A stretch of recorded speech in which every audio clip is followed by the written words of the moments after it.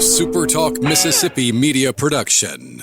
If you're feeling anxious about your investments with all the economic volatility and chaos in Washington, tune in to SuperTalk Jackson on Wednesdays from 9 to 10 a.m. and Sundays from 8:30 to 9:30 a.m. for Element Wealth Radio with Jeremy Nelson. Learn more at myelementwealth.com. Oh, yeah. Good morning, Mississippi. Everything gonna be all right this morning. Mornings with Richard Cross. Oh, yeah. Here on SuperTalk Mississippi. Woo!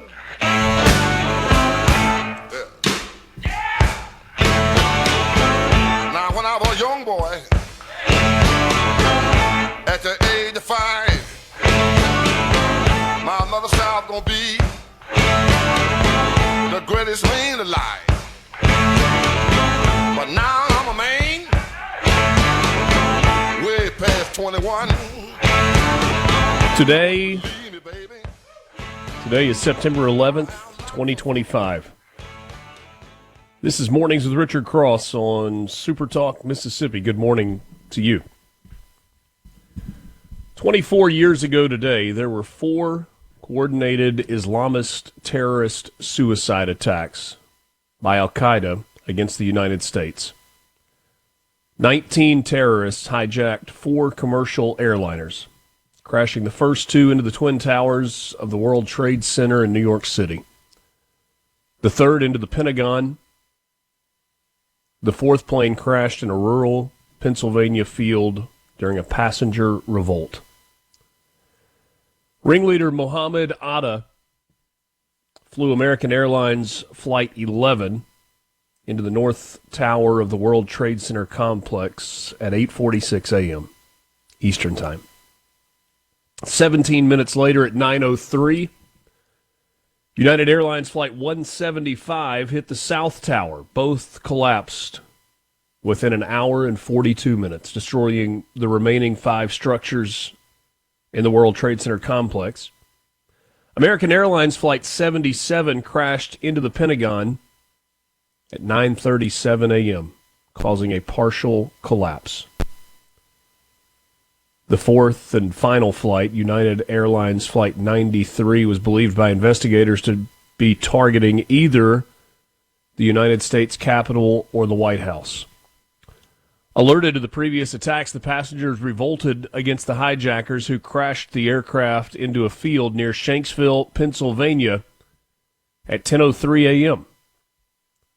The Federal Aviation Administration ordered an indefinite ground stop for all air traffic in United States airspace, preventing any further aircraft departures until September 13th, 2 days later, and requiring all airborne aircraft to return to their point of origin or divert to Canada.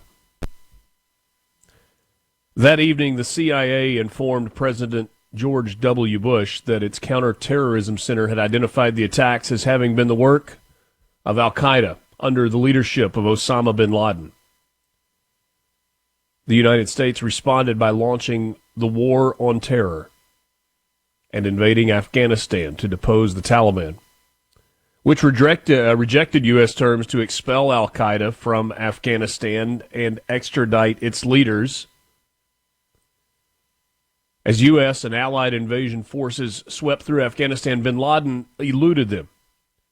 He denied any involvement until 2004, when excerpts of a taped statement in which he accepted responsibility for the attacks were released. Al-Qaeda's cited motivations included the United States' support of Israel, the presence of U.S. military bases in Saudi Arabia, and sanctions against Iraq. The nearly decade-long manhunt for bin Laden concluded in May 2011 when he was killed during a U.S. military raid on his compound in Abbottabad, Pakistan. The attacks killed 2,977 people, injured thousands more, and gave rise to substantial long-term health consequences while also causing at least $10 billion in infrastructure and property damage. It remains the deadliest terror attack in history, as well as the deadliest incident for firefighters and law enforcement personnel in American history. In a speech to a joint session of Congress on December 8th, 1941, a day after the attack on Pearl Harbor, President Roosevelt delivered a speech that began yesterday, December 7, 1941, a date which will live in infamy. Almost 60 years later, the United States endured another day that lives in infamy. And 24 years after that, yet another day will now live in infamy. Conservative champion, commentator, activist, and influencer Charlie Kirk, an ally of President Donald Trump, was assassinated yesterday while speaking at a Utah Valley University rally in Orem, Utah, about half an hour south of Salt Lake City. The assassin is believed to be a lone sniper, and a manhunt continues in the search for the shooter. Authorities late last night and this morning still say they have no suspect in custody, some 18 hours after the midday shooting on the campus during an event attended yesterday by an estimated 3,000 people. President Donald Trump confirmed Kirk's death in a post on Truth Social yesterday. The great and even legendary Charlie Kirk is dead. No one understood or had the heart of the youth in the United States of America better than Charlie. He was loved and admired by all, especially me, and now he is no longer with us. Melania and my sympathies go to his beautiful wife, Erica, and family. Charlie, we love you, wrote the president. Today's show is going to be different than normal. We welcome you to Mornings with Richard Cross on SuperTalk, Mississippi. Hopefully it's a great day across the Magnolia State and across the United States. Certainly, I want to hear from you this morning on the C Spire text line at 601-879-4395. But the weather can wait. Quickly, it's going to be sunny and in the low to mid-90s across the state today. And there are a lot of significant news headlines, and you can check those out on our website at supertalk.fm. In my lifetime, and in the lifetime of most Americans born after the bombing of Pearl Harbor, September 11th, 2001 was the darkest day in American history. Yesterday, September 10th, 2025, may very well be in second place. I'm not being hyperbolic, not being a prisoner of the moment. Charlie Kirk died yesterday doing one of the most democratic things possible. Charlie was engaging in an open debate about the polarizing issues of our day. His mantra was words, not weapons. He was on a college campus, a place that is supposed to be one of maybe the last true safe havens for First Amendment rights. And he was needlessly, cowardly murdered by a single shot that exploded through his neck.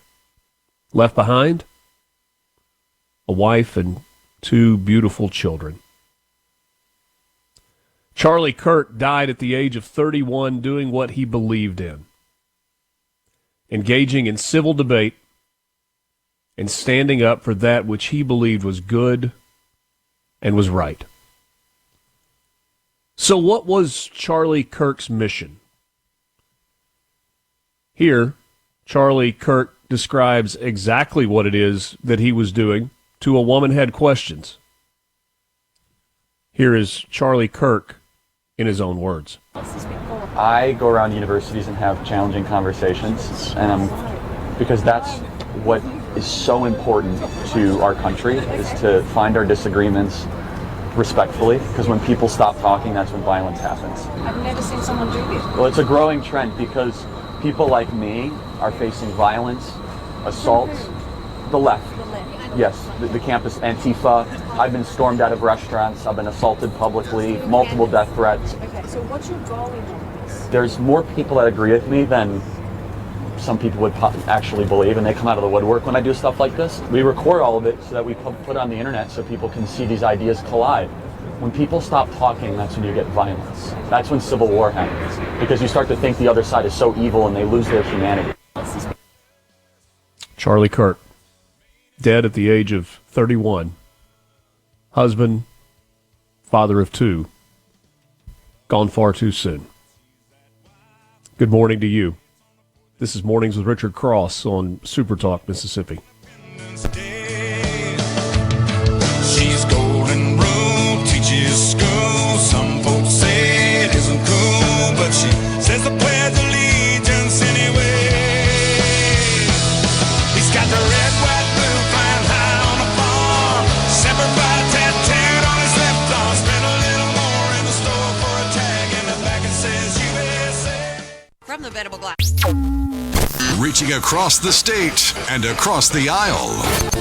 Mornings with Richard Cross on Super Talk, Mississippi. Now this nation that I love is falling under attack. A mighty sucker punch came flying in from somewhere in the back. Soon as we could see clearly through our big black eye, man, we lit up your world like the 4th of July. Hey, Uncle Sam, put your name at the top of his list, and the Statue of Liberty started shaking her fist, and an eagle will fly, and it's gonna be his. Mornings with Richard Cross, Super Talk, Mississippi. Thanks for spending part of your morning with us. It's going to feel different this morning. And I don't mean good different, bad different. It's just going to be different. We've got so much to discuss. So many different angles to look at the terrible events of yesterday and the terrible events of 24 years ago. Think about a confluence of mixed emotions.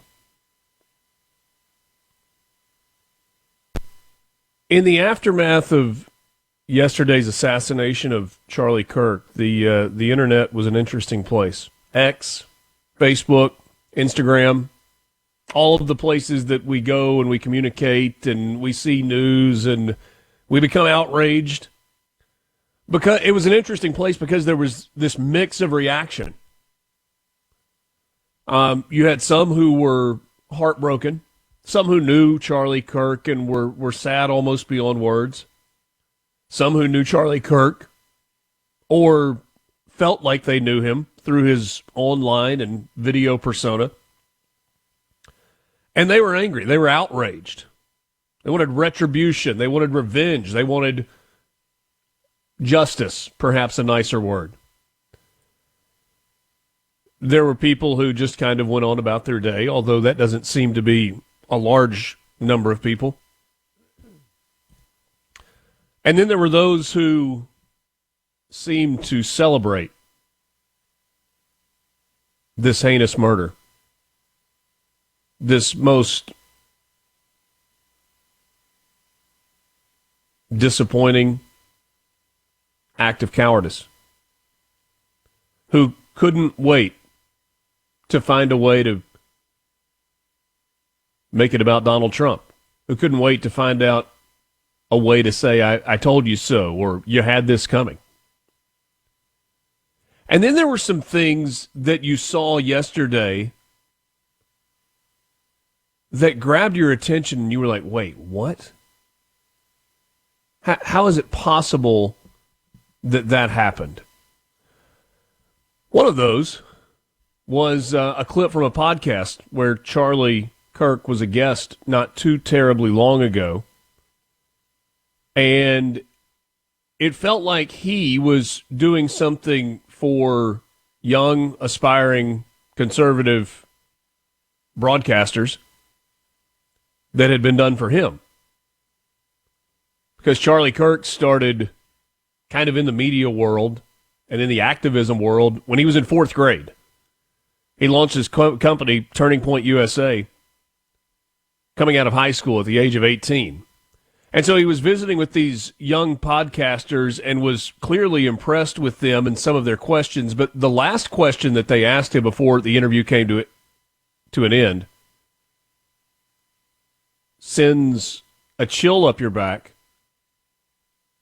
but it also gives you some insight into how Charlie Kirk lived his life. How do you want to be remembered? I mean, if I die?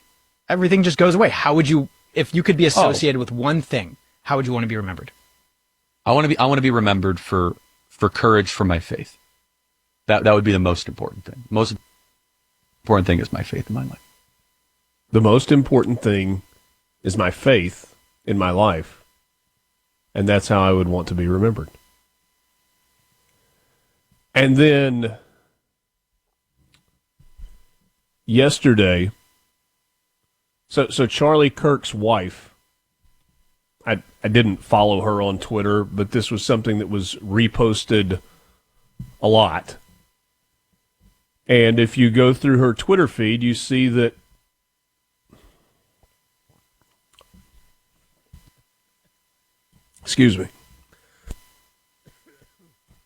on her Twitter feed, you see that on a daily basis,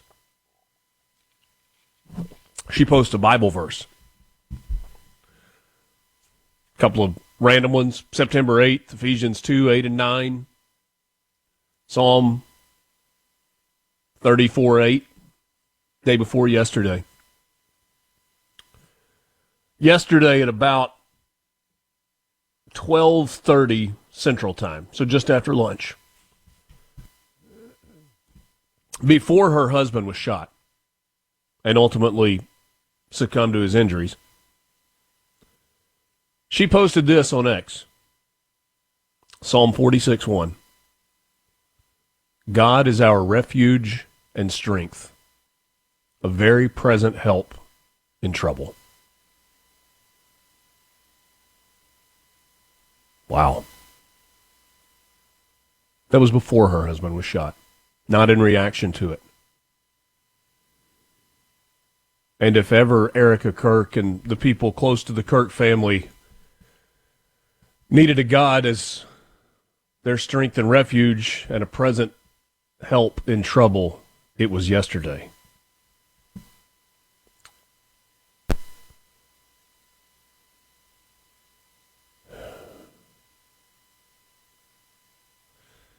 Your message is coming in on the C Spire text line at 601-879-4395. I'm going to try and work these in throughout the course of the show.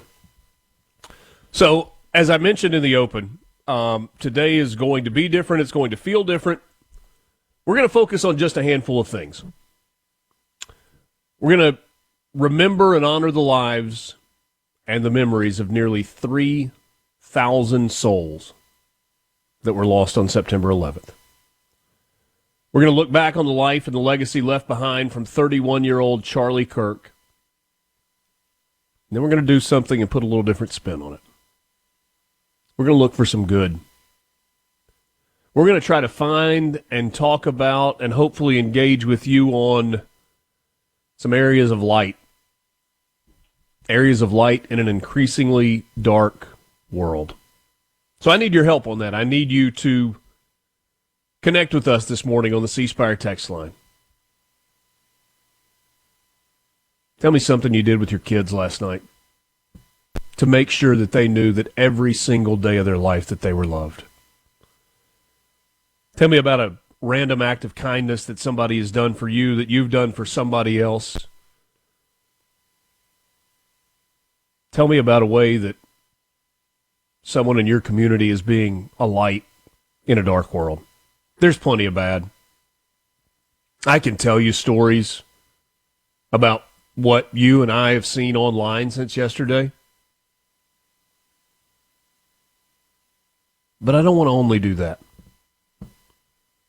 Because, yes, there were people like Matthew Dowd at MSNBC who lost his job yesterday because of his callous, awful, scathing, inappropriate remarks in the immediate aftermath of the shooting.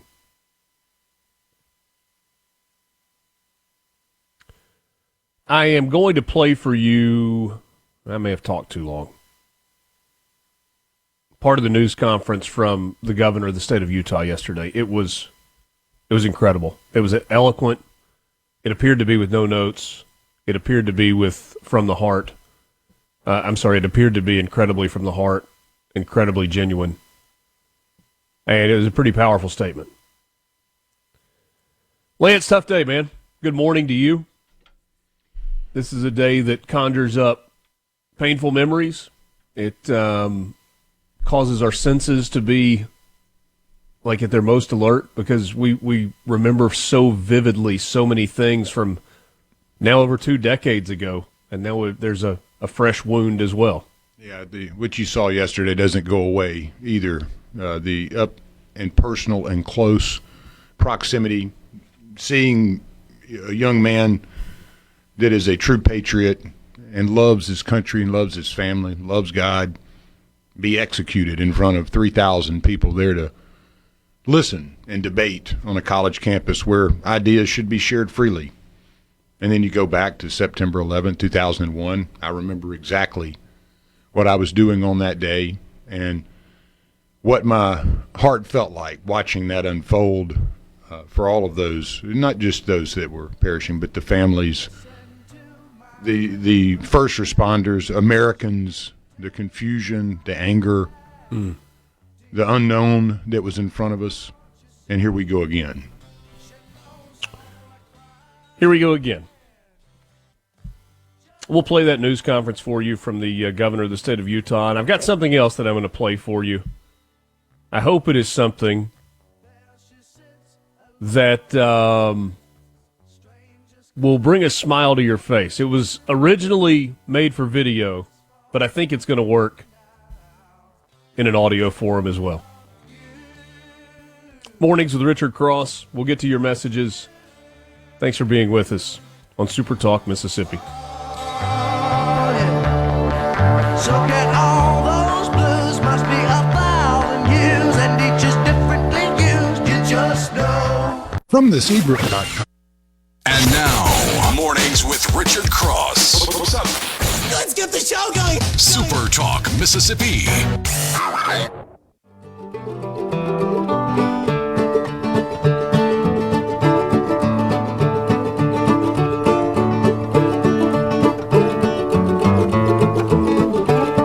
C-Spire text line is open to you, 601-879-4395.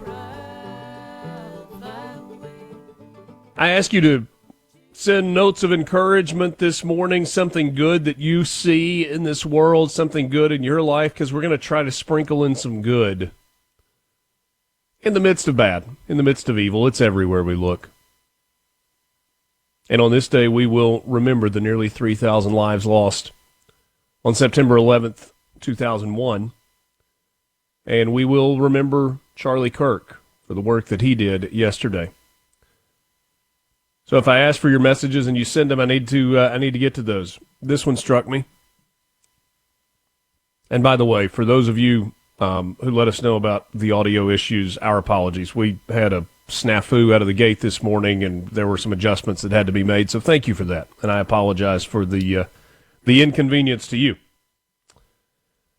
How about this message? My wife and I are trying IVF to have a kid, and I can honestly say it's so hard after yesterday to continue on and to raise a baby in all of this hate in this world. God bless you, my friend, first of all. Second, if this is what you and your wife want, don't you dare let evil in the world tell you that that's not what is right for you and your family. Don't do it. Evil's never going away.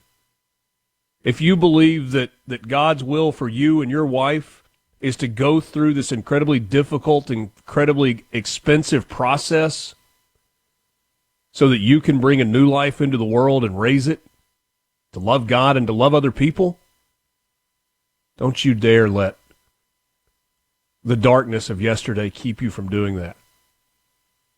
In fact, it was a big part of Charlie Kirk's message. He talked about the fact that there is no greater love than the love that parents have for children. It makes you a better person. It's hard. I'm telling you, you've heard other people say it.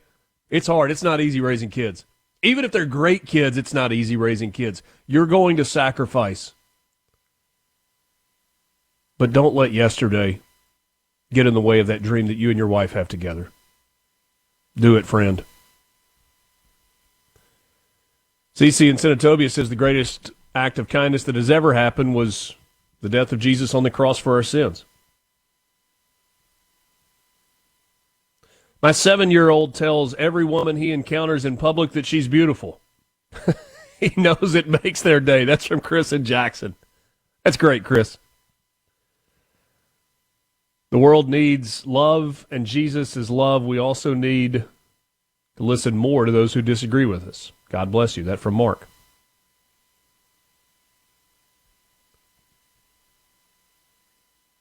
Good morning, guys. You're in my prayers this morning. I live in Oxford.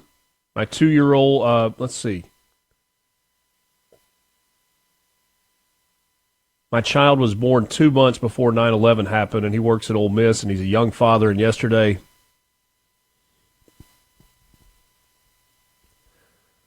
I held him in my arms, and we cried together and tried to make sense of something that doesn't make sense. The world is broken, but we have to keep our faith and keep going. That's from Brian. Thank you, Brian.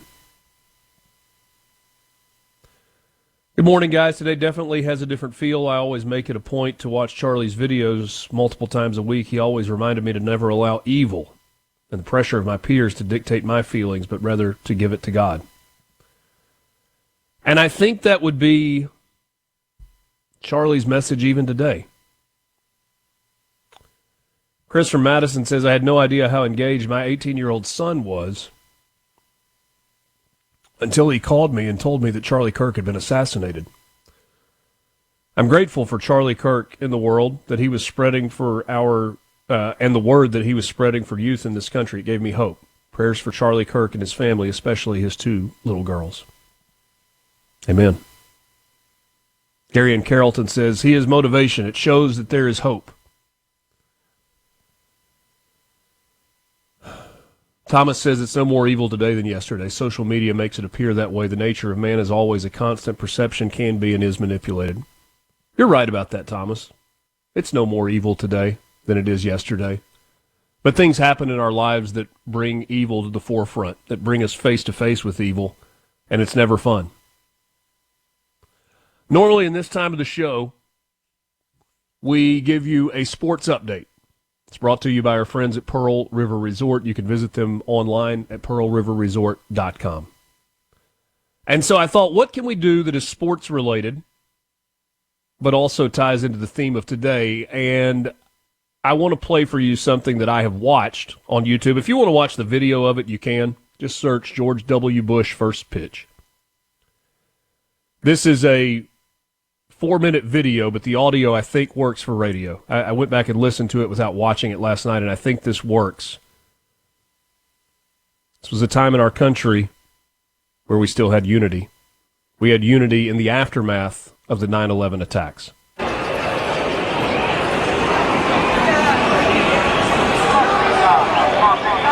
People are lined up 10, 20, 50 deep. It's a mob scene outside. Much more of a police presence. You go through the magnetometer, hand search. This had another level of intensity to it. I remember seeing guys holding automatic weapons, and I remember thinking to myself, this is now my America. Walking into the locker room and seeing a bomb dog go through your locker. These were reminders of what was going on around us. Another reason for the heightened security was the appearance of a guest from Washington. As we walked into the locker room, there was a gentleman standing there that we had never seen before. He says, well, President Bush is going to come, and he's going to throw out the first pitch, and we need a Secret Service agent on the field, and so I'm going to dress as an umpire. He had communications, he had guns, he had things hooked on the back, he had things hooked on the front. And I said, how are you going to hide all that stuff? He says, don't worry, he says, it'll disappear. All of a sudden, there was a knock at the door, and President Bush walked into our room. Thank you. Will you do me a favor and say hi to my son, because he's one of your biggest supporters? Jimmy. Jimmy, how are you?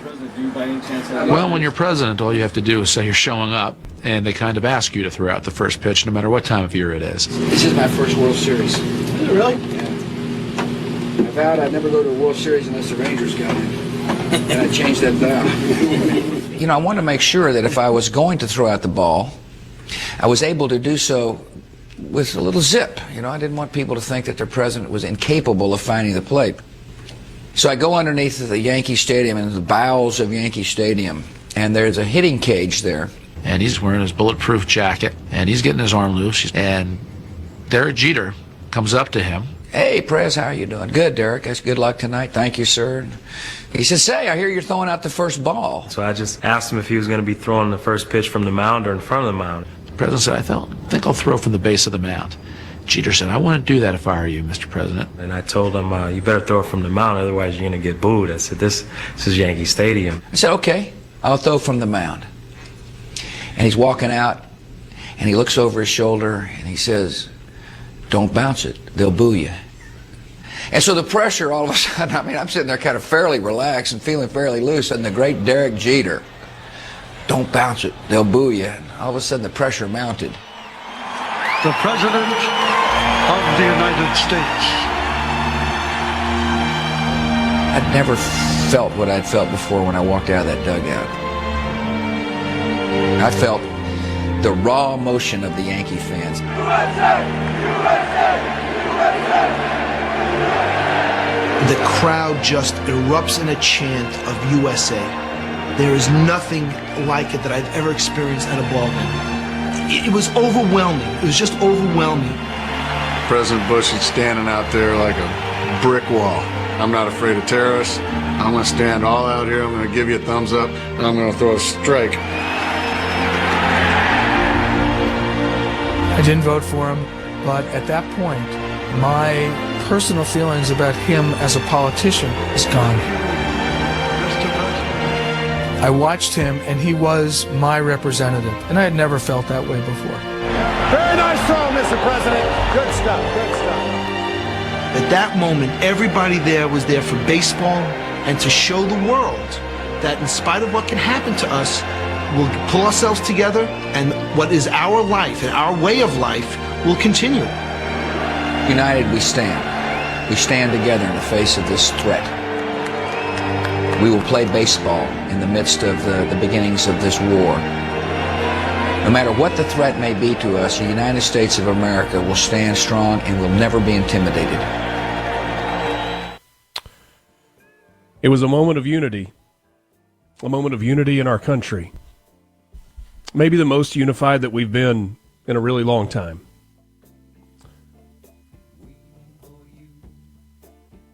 Here's a hope,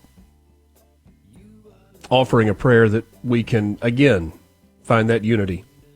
As today, 24 years later, we remember those who are lost in the 9/11 attacks, and we remember the life of Charlie Kirk, who was assassinated yesterday.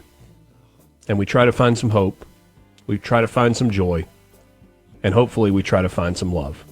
We're back after this.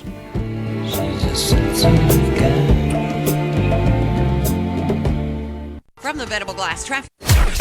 Grab another cup of coffee and start your day right. Mornings with Richard Cross here on Super Talk, Mississippi.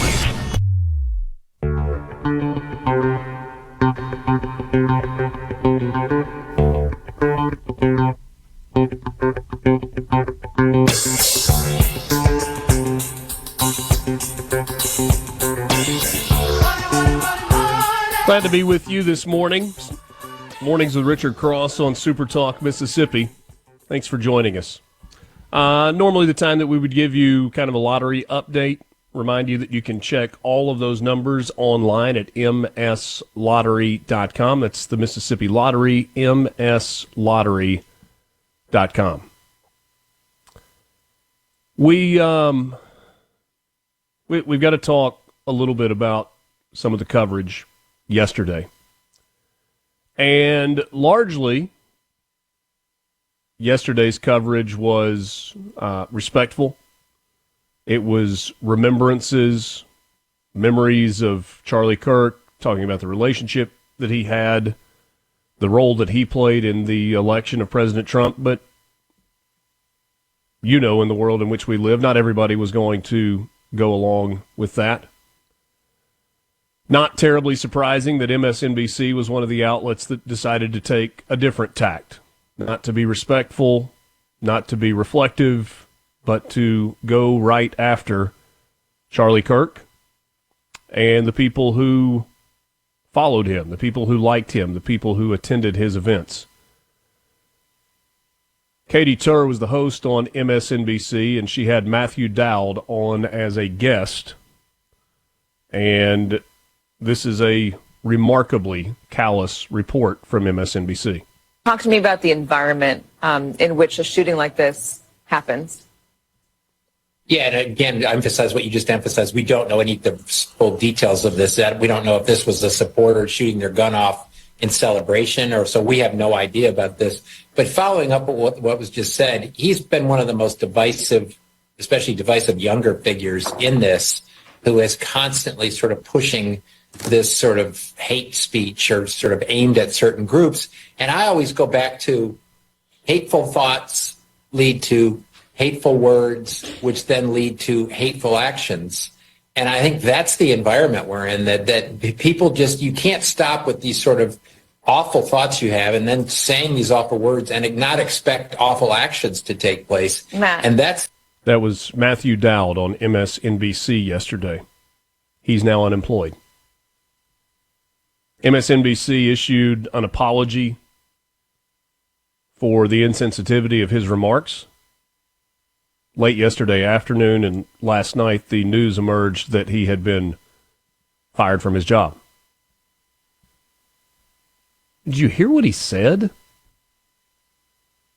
He said maybe it was one of his supporters firing off shots of celebration.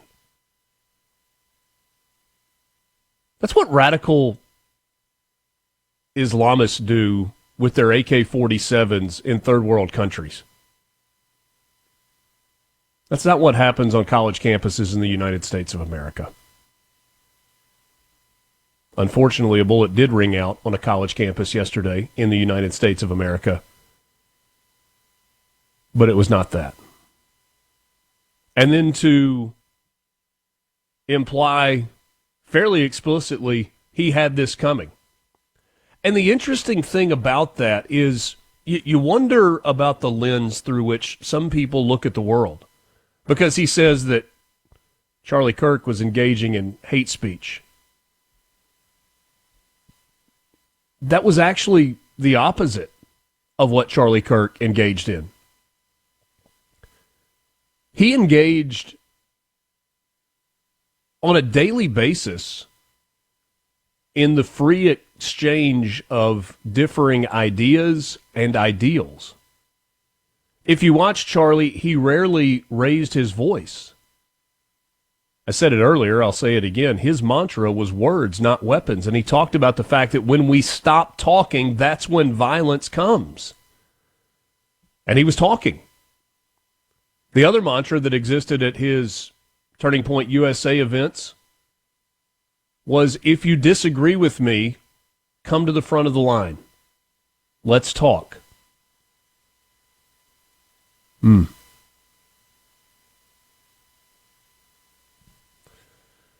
C-Spire text line, 601-879-4395. I'm going to try to work in these moments of joy throughout the show today, and I want you to send those to me as well. Things that are going well in your life, things that make you smile random acts of kindness that you see or maybe you're part of. Because our theme today is we're kind of looking for light in a dark world. And so I want to hear your light. Hudson in Columbus says, let's not forget the first major college football game after 9/11 was in Starkville between Mississippi State and South Carolina. What a beautiful tribute it was. It was incredible. Remember it vividly. I think Jackie Sherrill's daughter sang the national anthem that night. Massive flag on the field. Karen in Oxford says, I think we were kind of unified in football stadiums across the country.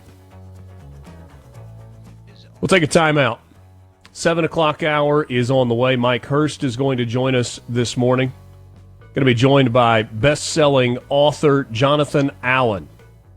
Timely for the interview with him and Lars Larson later today in the 8 o'clock hour. We're back with you right after this. It's Mornings with Richard Cross on SuperTalk Mississippi. The views and opinions expressed by the hosts, guests, and callers on this show are not the opinions of TeleSouth Communications, its management, or advertisers. Take a deep dive into the news and debates driving the day, all on your ride to work. Mornings with Richard Cross, SuperTalk Mississippi. Well, it's alright, as long as you got somewhere to lay. Well, it's alright, every day is Judgment Day. Maybe somewhere down the road. Good morning to you. This is Mornings with Richard Cross on SuperTalk Mississippi. We welcome you to the 7 o'clock hour of the show. This hour of Mornings with Richard Cross is brought to you by MWG Employer Services. Running a business is tough, and if you're struggling with HR, benefits, and payroll, you're not alone. That's where MWG Employer Services comes in. They can provide a full range of employer services plus a custom plan that fits you. Give them a call today at 601-206-7966 or go to mwgemployerservices.com. About an hour from now, there is an FBI press conference that will provide updates on the investigation into the assassination of Charlie Kirk yesterday in Orem, Utah. See if there's any new information to provide from the overnight hours. If you were following along the news yesterday, you know that there was a great deal of concern among the law enforcement community, the ones that go on television and they kind of talk about, hey, this is how the process works, who's involved, local law enforcement, the FBI, HRT, that's the hostage rescue team. It's a group that is much less publicized but very, very highly trained. And the point was, and if you missed this yesterday, there were 2 potential suspects that were arrested and taken in for questioning, and both were released by law enforcement officials. And so there was this initial hope that, they have found the shooter, they found the shooter alive, and maybe over time we'll be able to get some answers. But then when those people were released, you recognize that the net, the search net, if you will, has to get bigger. Because with every minute that passes, every hour that passes, the opportunity for the perpetrator of this horrible event gets farther away. And there are lots and lots and lots of theories about what kind of person it was, what kind of rifle it was. There are people that talk about the fact that, hey, that's not a very difficult shot at 200 yards. We have deer hunters all over the state of Mississippi who would concur with that, right? Sitting in a deer stand, you got an 8-point at 200 yards. That's a relatively easy shot with a high-caliber rifle. But sometimes we don't take into account the other things. Shooting from an elevated position, any weather conditions, heart rate, pressure. And there are those that are talking about specifically where that bullet hit Charlie Kirk, and it seems to be an argument both for and against the idea that this was somebody who was somehow professionally trained. One school of thought in that is that no professional sniper, nobody that is professionally trained, would intentionally take the smallest target, being the neck area, that it would either be a heart shot or a head shot. And then there are others that say, well, that points to the fact that it perhaps was not somebody with professional training. They just missed. Maybe they had a scope that was zeroed in for 50 yards, but it was a 200-yard shot, and so there was some natural drop. Regardless, the person that pulled the trigger of that gun is on the run. Thomas sent us something that goes along with something that I thought about yesterday. We talk a lot about young people and their feelings and the way they get information. And sometimes we think we know what is going on with young people. And I'm using that young people term in a really broad range. I'm painting with a wide brush here. But I think for the purposes of this conversation, when we say young people, we're talking 13, 14 years old up through college student age. And my personal experience was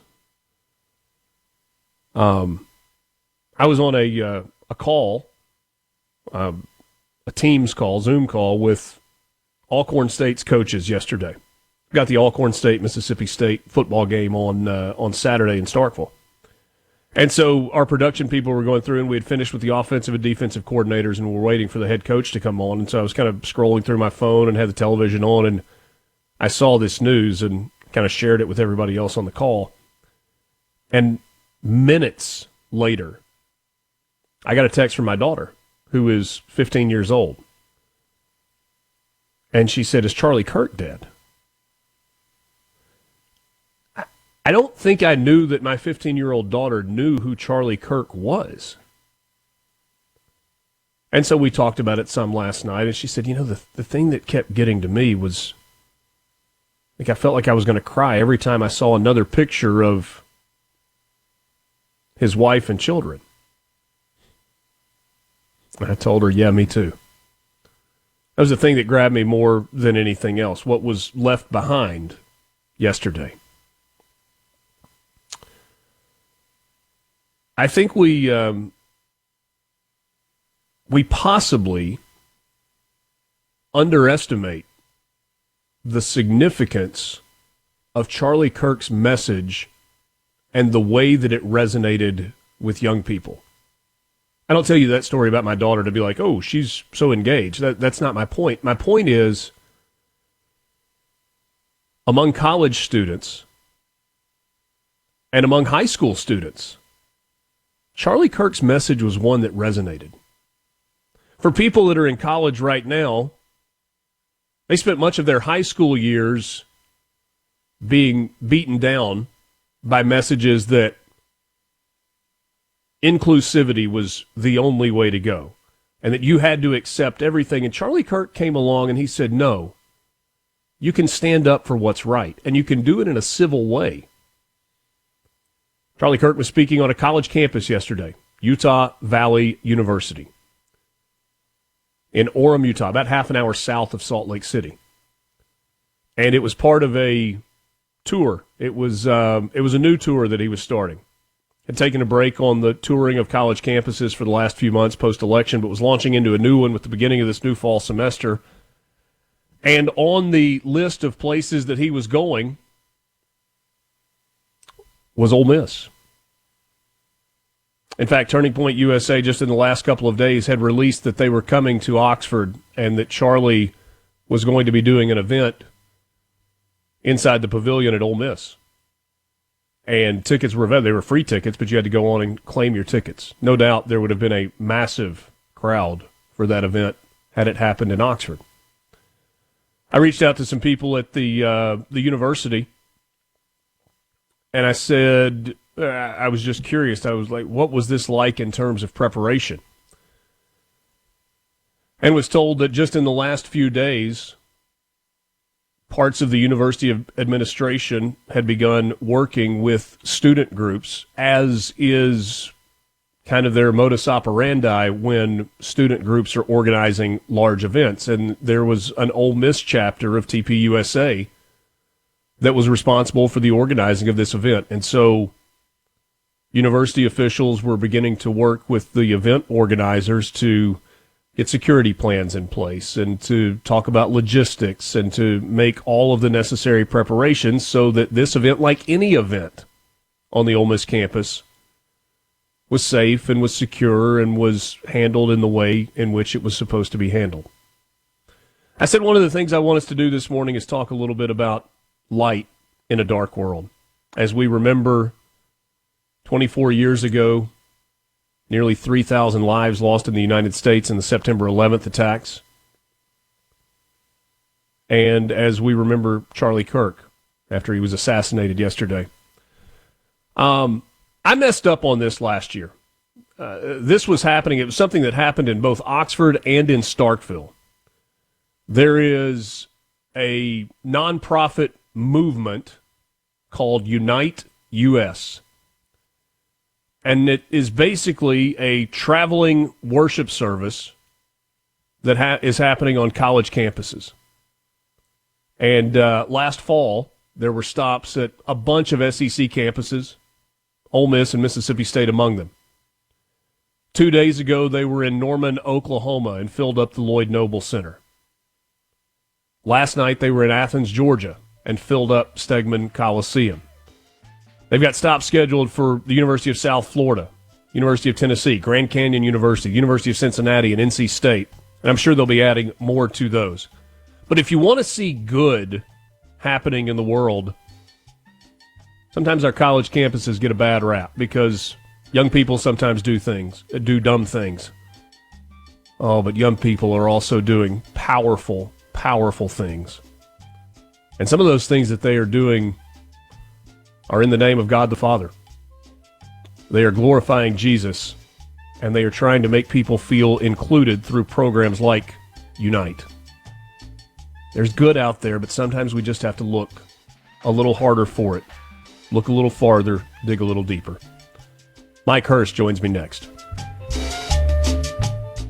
From the Venable Glass Traffic. From Duck Hill to Alligator, Mississippians start their day the right way. Mornings with Richard Cross on SuperTalk, Mississippi.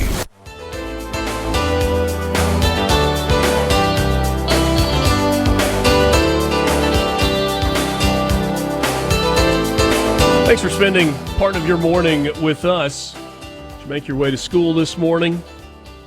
Make your way to work this morning? Hope you will take just a moment to look around and find something good and try to soak that up, because there is plenty of evil in this world. We saw it 24 years ago today with the attacks of September 11th on the World Trade Center, on Washington, D.C., and on that plane that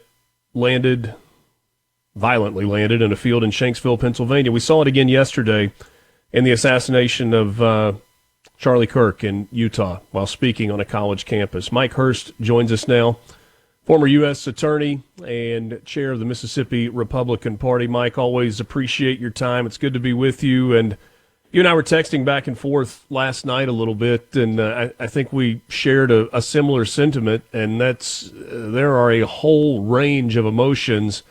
And for whatever reason, this tragic event, talking about the death of Charlie Kirk yesterday, seems to have hit a little harder than some. Yeah, absolutely it did, Richard. Just trying to process these emotions. And I think why it hit us so hard, and I had interactions with my kids, my grown kids, my teenage kids yesterday, but I think why it hit us so hard is because the way I viewed Charlie Kirk was a happy warrior. I mean, he wasn't threatening anyone. He wasn't calling for violence. He was out there, living the American dream. Here's a guy that didn't go to college, but wanted to encourage the youth to get involved, to speak openly. I mean, this guy was all about free speech, patriotism, the rule of law, and frankly, his love of God. I heard one commentator describe him as kind of a mix between Billy Graham and Rush Limbaugh. And that someone thought that he was so. I think this is proof positive that Satan is in our world, that evil like this can happen in front of thousands and thousands of kids and now spread throughout the world, to try to silence the values and the principles that we hold dear here in America. So yeah, it has really struck me and my family and many of my friends very, very hard. I certainly don't want to dwell on the coverage, especially the negative coverage of yesterday's event. But I played a clip earlier from MSNBC where Matthew Dowd made the ridiculous assertion that one of his supporters could be shooting a gun off into the air in celebration. And then he went on to describe Charlie Kirk's message as hate speech. And when you speak hatefully, you can expect reactions like this, almost framing it as if he brought this upon himself. The thing that struck me is not how out of touch that particular analysis was. The thing that struck me is I have trouble understanding how some people look at a situation and it's just the polar opposite of the way I see it or the way you see it or the way that rationally thinking people see it. Because Charlie Kirk's message, despite the fact that he spoke out against things that he disagreed with, was a message that was filled with love and openness and a willingness for discourse. It was the opposite of hate speech. Yeah. We have to remember that this issue was so important to our founding fathers that they made it the literal First Amendment to our Constitution.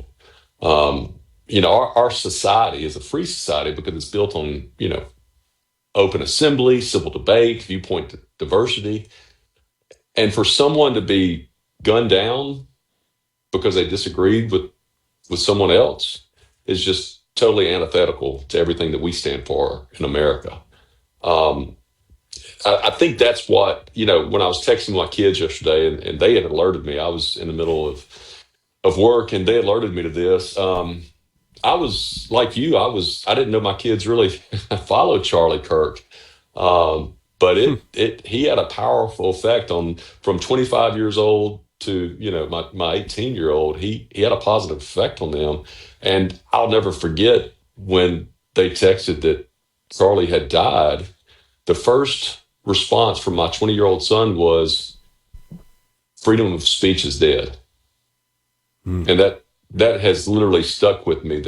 That's the way some of our youth perceive this: is you cannot speak openly, you cannot speak honestly, you cannot express your opinion for now fear of death.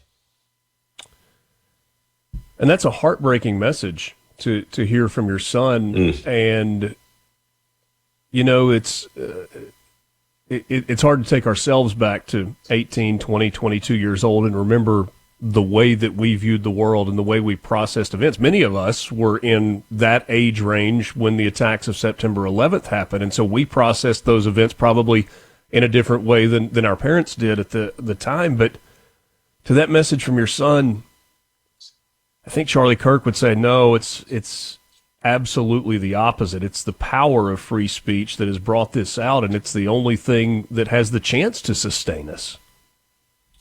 Right. And what you said earlier before I came on has really resonated with me. But when I pulled up my Bible app yesterday, the first thing that popped up, this is the only God. The first thing that pops up is 1 Thessalonians 5. If you go back and read that chapter, it talks about how we, God's children, are children of light, children of the day. And it says, Paul says, he warns us against those who are idle, disruptive. He tells us to encourage the disheartened, to help the weak, to be patient with everyone, and to rejoice always, to pray continually, and to give thanks in all circumstances. For that's who we are as God's children. So I couldn't agree more with you that we've got to remember that. We put out a statement yesterday with the Mississippi Republican Party, and I just called upon our fellow Americans just to be reminded that we are first and foremost Americans. We're not enemies. If I disagree with a Democrat, if I disagree with an independent. It's not, you are not my enemy. We just disagree. Yeah. And that's the way we have to remember that. At the end of the day, we're all Americans, and frankly, we're all human beings.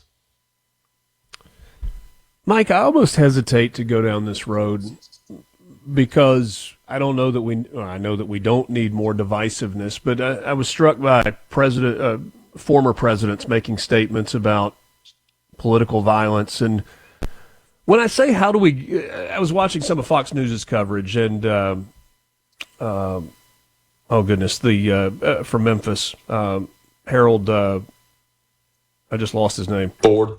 Yes, Harold Ford Jr., who I find to be refreshingly insightful a lot of the time. I don't agree with a lot of what he says, but there are a lot of things that he says that I do agree with. And he talked about his time in law school and debate and going through, diametrically opposed viewpoints and talking those out, and some of those being great memories that he had from his time in college. And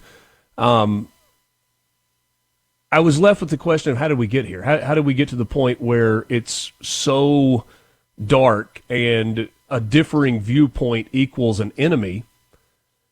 I can't help but think back to President Barack Obama's presidency and wonder if something changed during that window in our nation's history. And like I said, I hesitate to say that out loud because I don't want to create more divisiveness, but it feels like there was a tone change in the United States during that time. Am I off base on that? When you just said that in Harold Ford's experience in college, I had a similar experience in college. I went to a great school, Millsaps College, but it was not a conservative bastion by any means. I think there were 4 of us in the college, Republicans at Millsaps. And then I went to law school at George Washington University in Washington, D.C. Again, a very, very small minority of conservative thought. So I agree with Harold Ford Jr. that, our universities, our college campuses are places where we should openly debate these ideas. We should engage with people we disagree with. But what we've seen over the last probably 10 years is the left, unfortunately, has shut down any type of debate, whether it was a conservative commentator coming to the school, whether it was a Fifth Circuit judge appointed by President Trump, who was shouted down and shut down by not just students, but by faculty. I mean, we've really lost something when the institutions that are supposed to be the petri dishes of open debate and free speech in our society are the ones that are really shutting down that and really dividing us as Americans. I think that's why Charlie Kirk was so effective, because he went to these college campuses. He engaged anyone who wanted to debate with him, and he did it, again, with a smile, with grace, but with courage and with boldness in his beliefs. And I think that's how we as Americans have to continue that and not make this personal, not make this violent. We've just got to be able to debate and discuss things with each other without harming each other. Visiting with Mike Hurst, chairman of the Republican Party in Mississippi, former U.S. attorney. I know you're on the road. You got time to hang with me for a little longer, or you need to run? Yeah, absolutely. No. We're going to look back 24 years on the other side of this timeout, and we'll ask Mike what he remembers about that particular day. It's one of those days that is etched in the minds and the hearts and the souls of all of us, if we were old enough to kind of be aware of what was going on. One of those days where you can say, I remember exactly what I was doing when this happened. It's more Mornings with Richard Cross on SuperTalk. From the Zebra.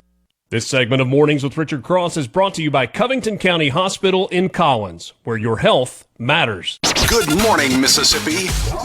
You're starting your day off right. Welcome to Mornings with Richard Cross here on SuperTalk, Mississippi.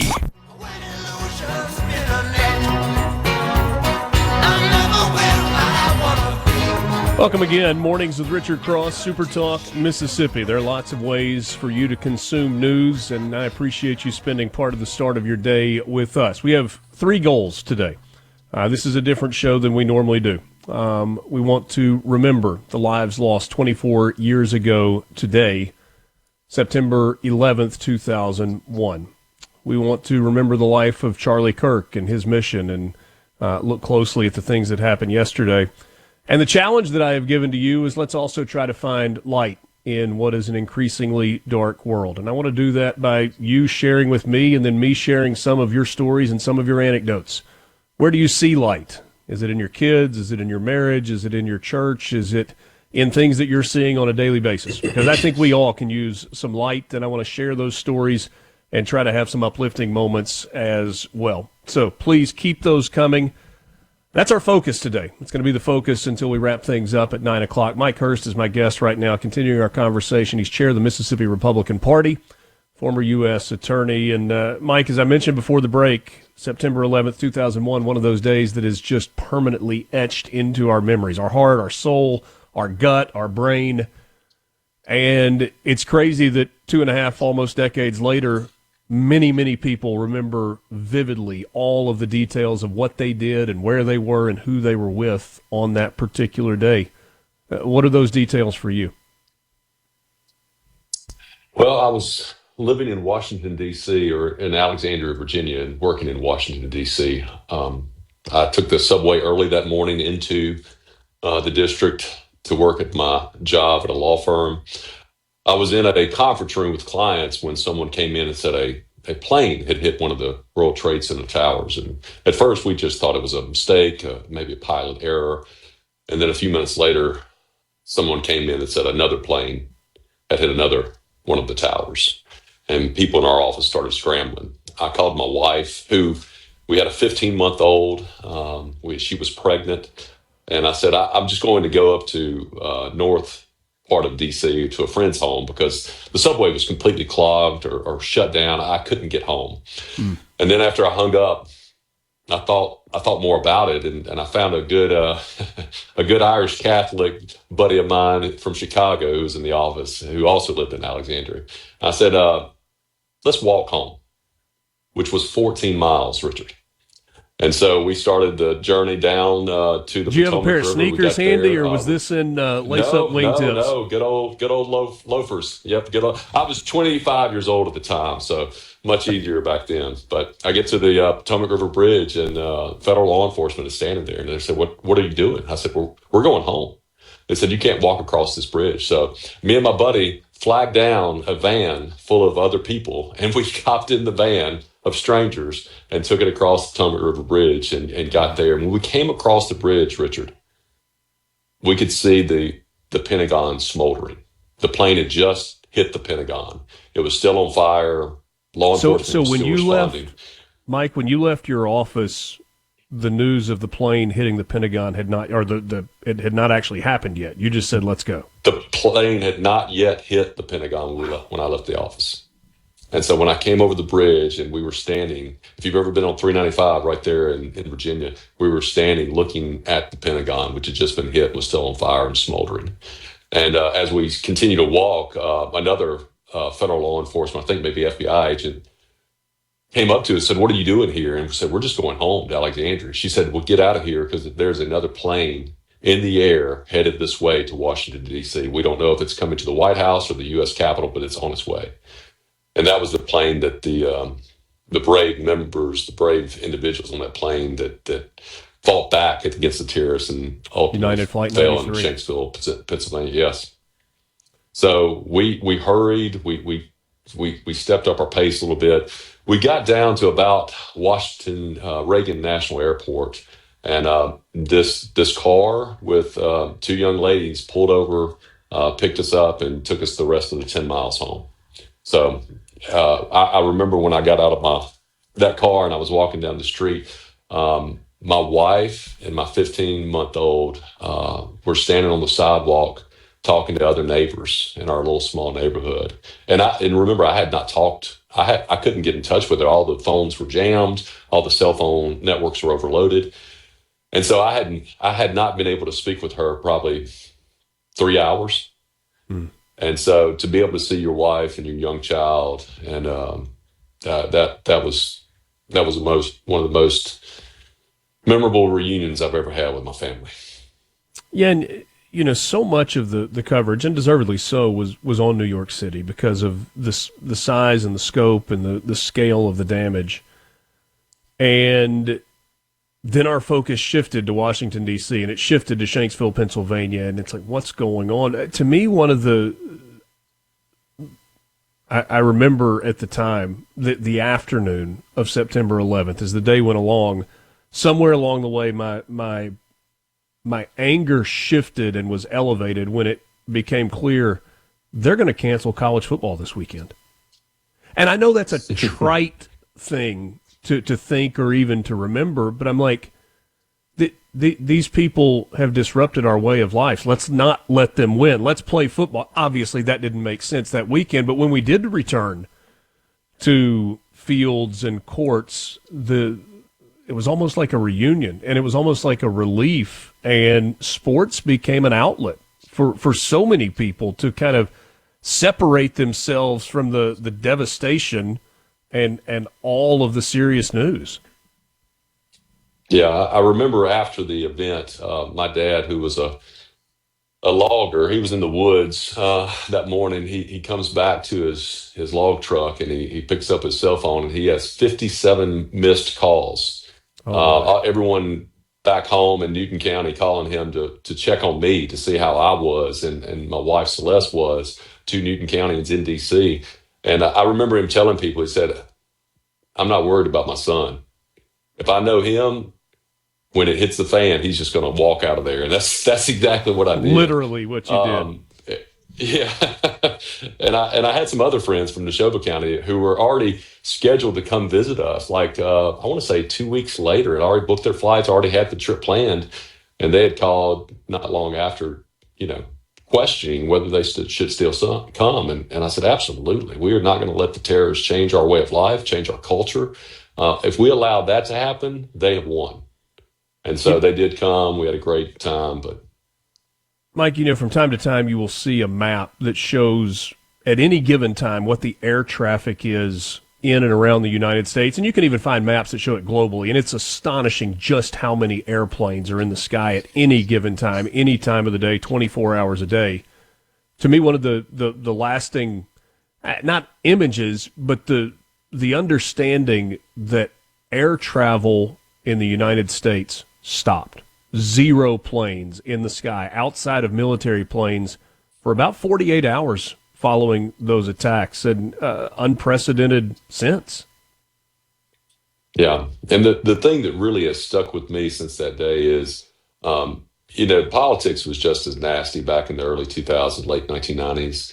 But what stuck with me after 9/11 was the way that Republicans and Democrats came together. Yes, we still disagreed on policy, but it showed, it was hopeful in the sense that it showed that we as Americans, Democrat or Republican, can come together for the betterment of our country and to support each other, even when we disagree. And that's what we have to remind our young people today. Frankly, that's what we have to remind each other today, that at the end of the day, we are all Americans. I've seen a number of people, and I'm not old enough to remember this, that have pointed to the 1960s as an incredibly divisive time, 60s into the early 70s, incredibly divisive time with presidential assassinations, presidential candidate assassinations, the vitriol related to the Vietnam War.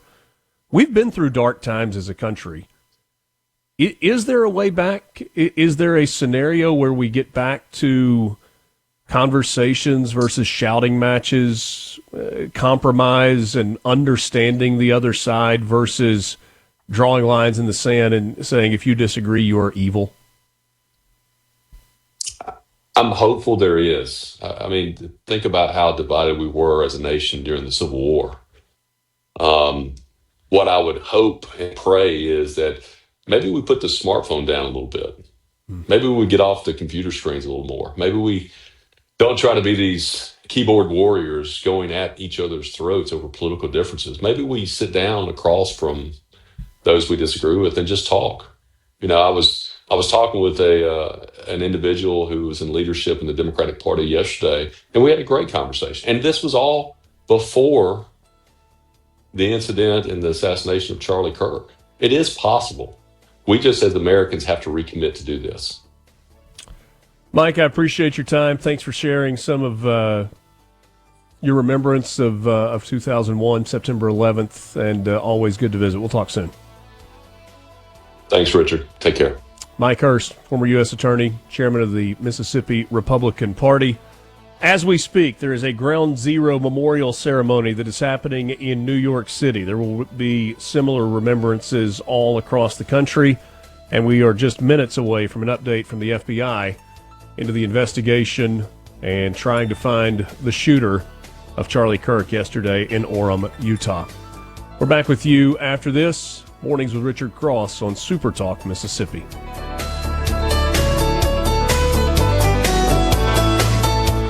From the Venom. Want to know what's being said in the halls of the Capitol? You're in the right place. Mornings with Richard Cross continues on SuperTalk, Mississippi.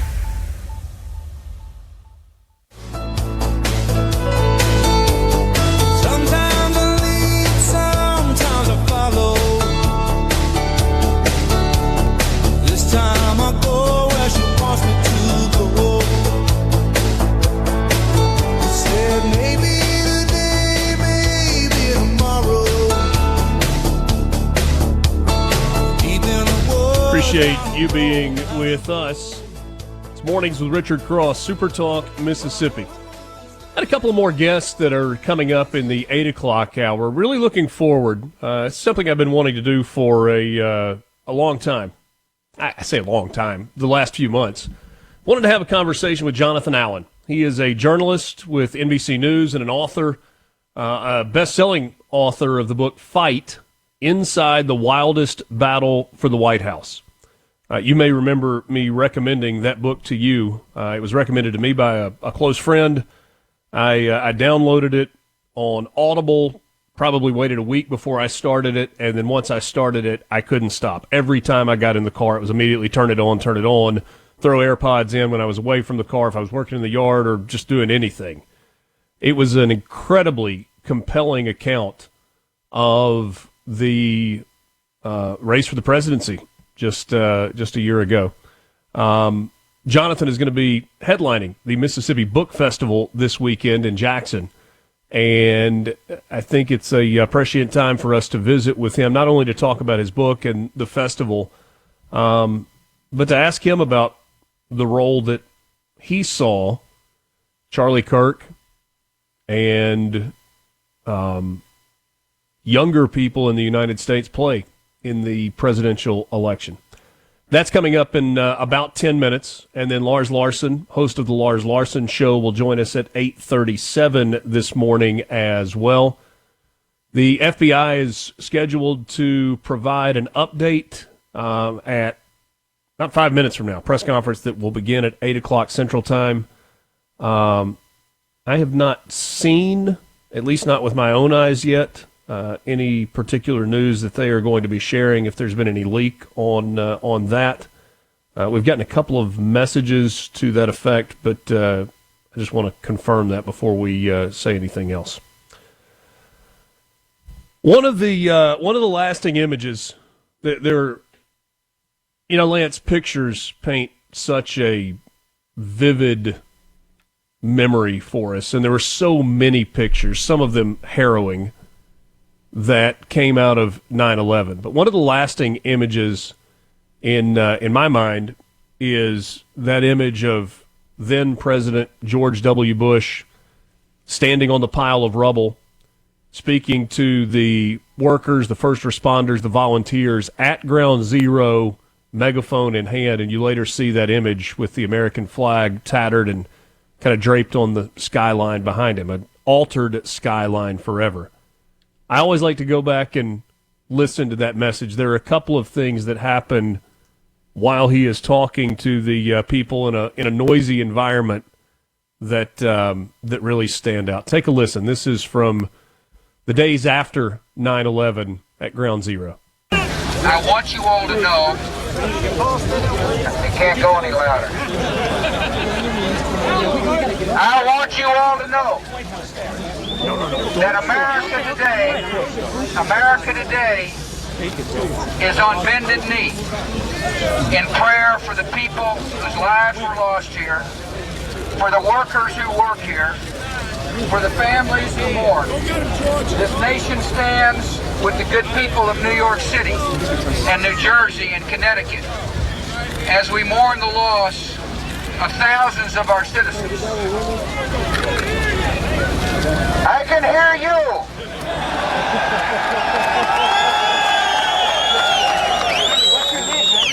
I can hear you. The rest of the world hears you. And the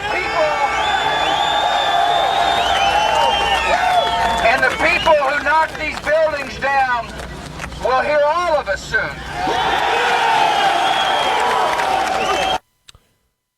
That's the line that stands out.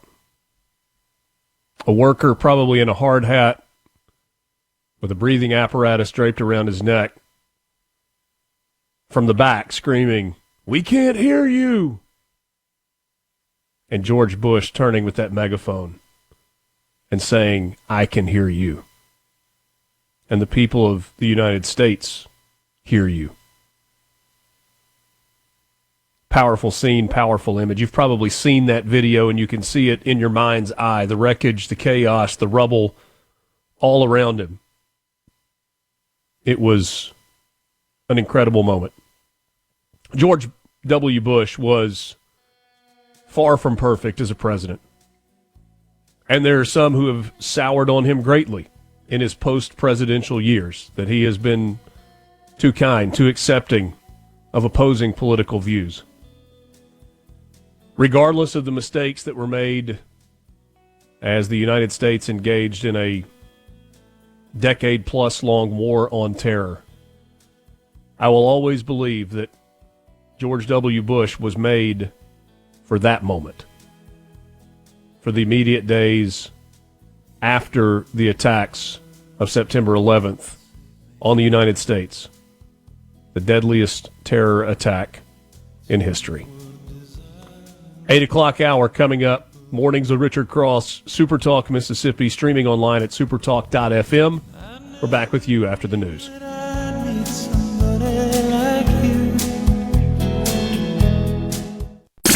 Get the inside track on Mississippi politics. Mornings with Richard Cross on SuperTalk Mississippi.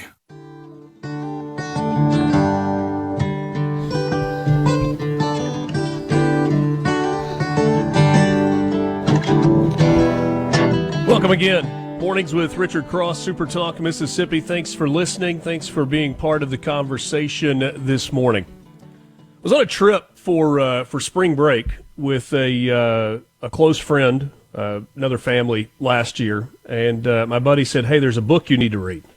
And I said, "All right, I'm always looking for a good book recommendation." And he said it's called Fight. And I said, "All right." An inside look at the presidential election from this past year. The author is Jonathan Allen. It was an immediate New York Times bestseller. USA Today had it on the bestseller list as well. And Jonathan, I think it's a mutual friend that we have who recommended that I read that book. And I said, I got to get him on the show. That was several months ago. And now, as it would happen, you are headlining the Mississippi Book Festival this weekend. First of all, congratulations on the success. An absolute incredible accounting of what was indeed a wild battle for the White House. Well, thank you, Richard. It's good to be with you. I heard all those nice things you said about the book a little bit earlier, and I hope I can live up to that in the interview here, and I hope if folks buy the book, they'll enjoy it. I certainly want you to share some anecdotes, and I want to get your perspective on what happened yesterday with Charlie Kirk. But I'm always fascinated when I get a chance to visit with authors in talking about process. And for a lot of authors, the process is really long and really drawn out. We elected a new president in November of 2024. Your book was published in April of 2025. There's some stuff that has to happen between those dates. How did it get compiled, put together, laid out, edited, off to the publisher, and out to bookstores and online in that compressed time frame? Yeah, well, I used to look 25 years old, and now I look 50, and I think it's basically that process. So I have a co-author, Amy Parnes, and this is our fourth book, and two of the previous ones were about the prior two elections.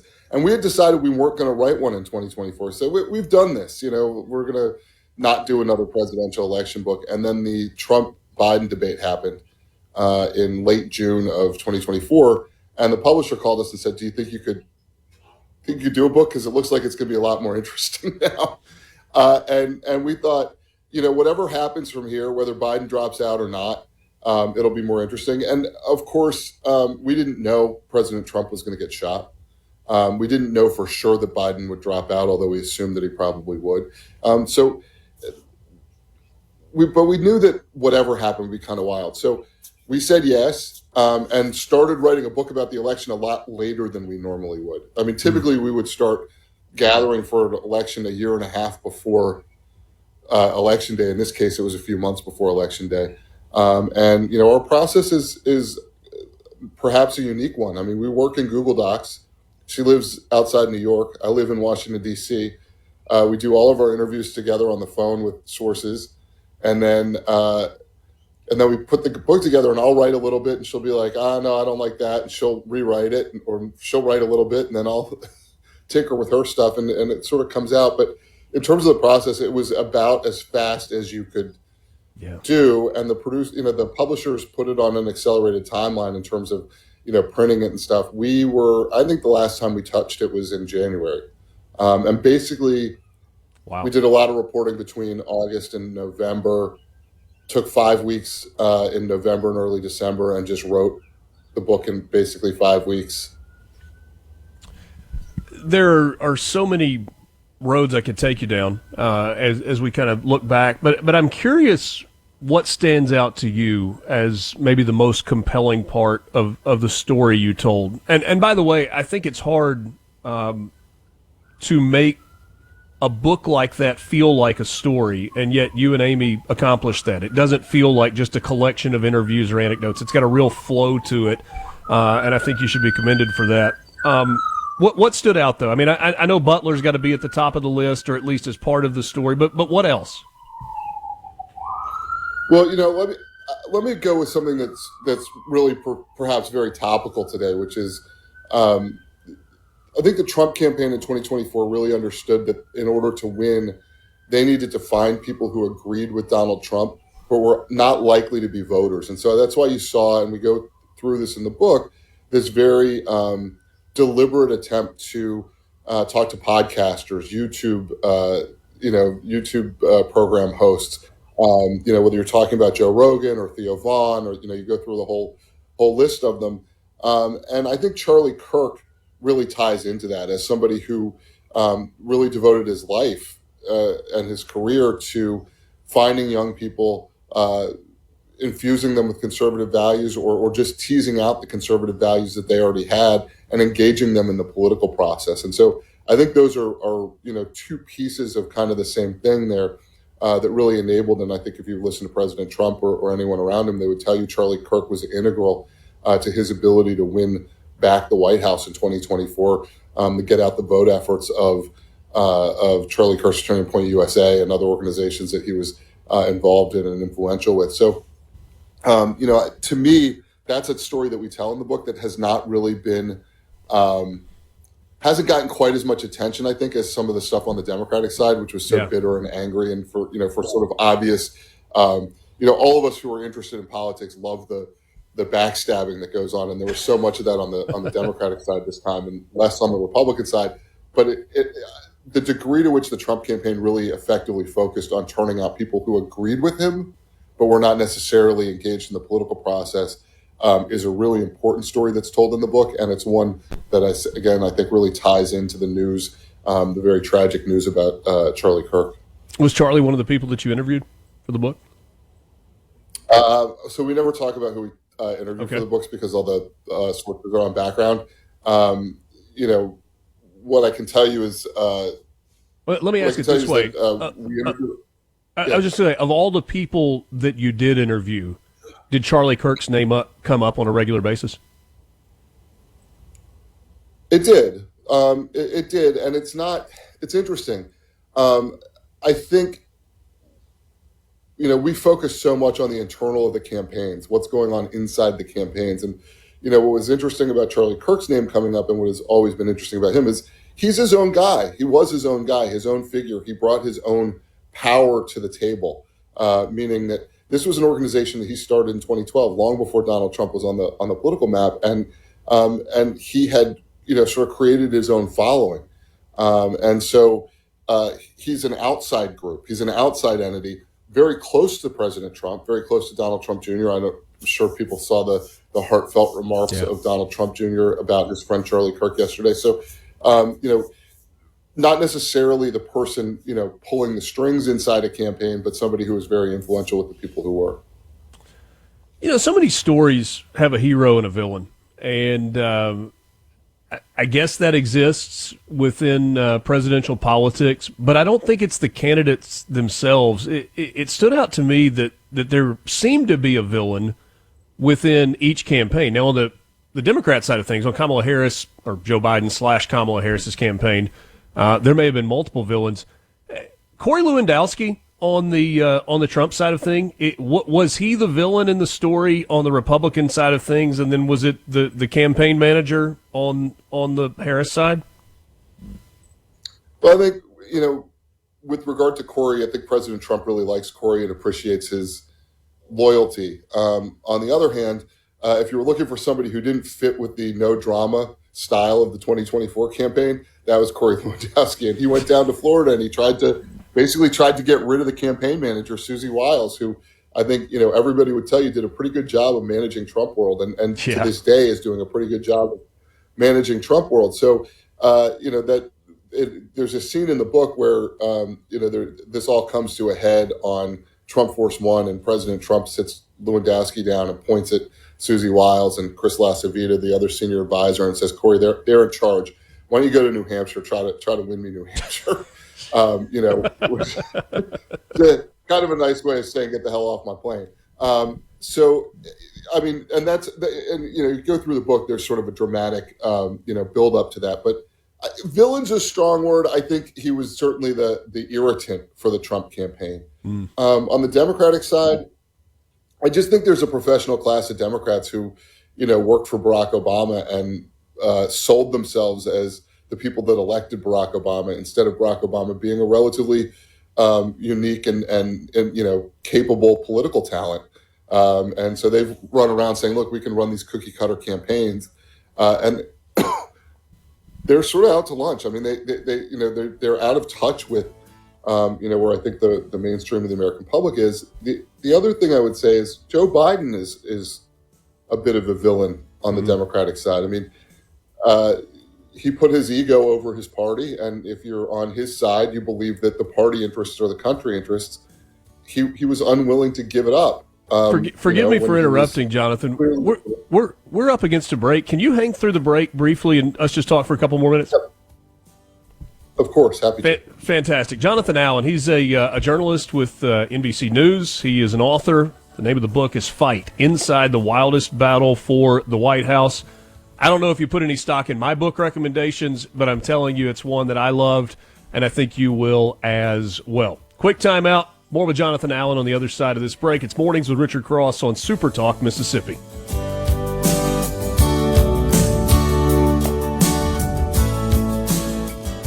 From the Venable Glass Traffic. Keeping Mississippi in the know, one morning at a time. Mornings with Richard Cross on SuperTalk Mississippi. We both knew it was just a matter of time.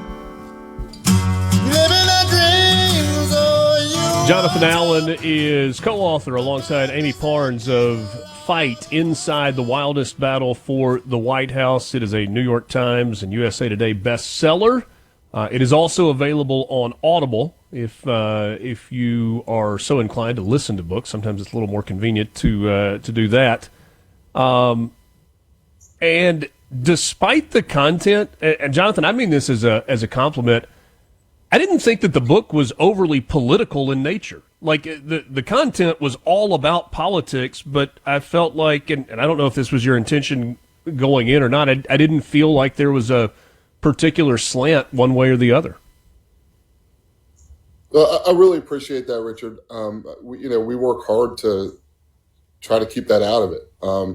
We want readers who are, sort of on the left, on the right, establishment Republicans, establishment Democrats, people who aren't even necessarily involved in the political process. We want people to understand the story, to see what the motivations are. I mean, we really spend a lot, our focus is tell this amazing story in the most real terms possible. And, try not to be sensationalistic about it, because the drama is there on its own. Yeah.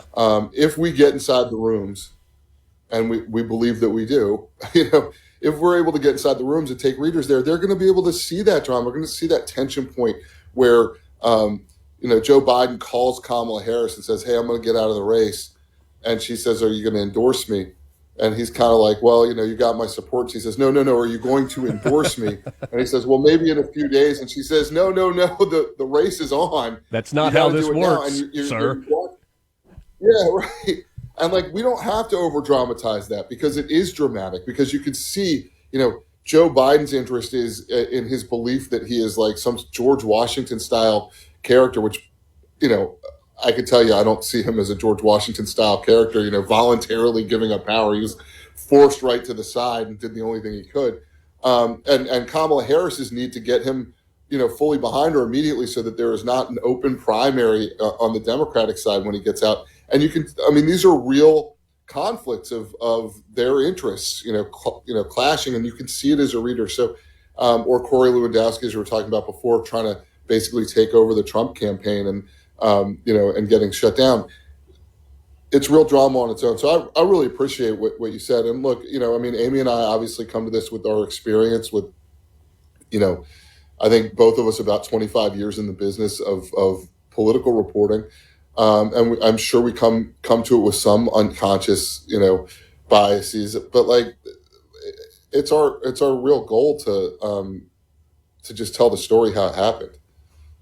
And it sounds like at least for you, it worked that way. And we get, readers will come to us and they'll be like, "I read this sentence and I didn't like, what you said about this, or I didn't like what you said about that." And I'm like, man, this is like a 300-page book.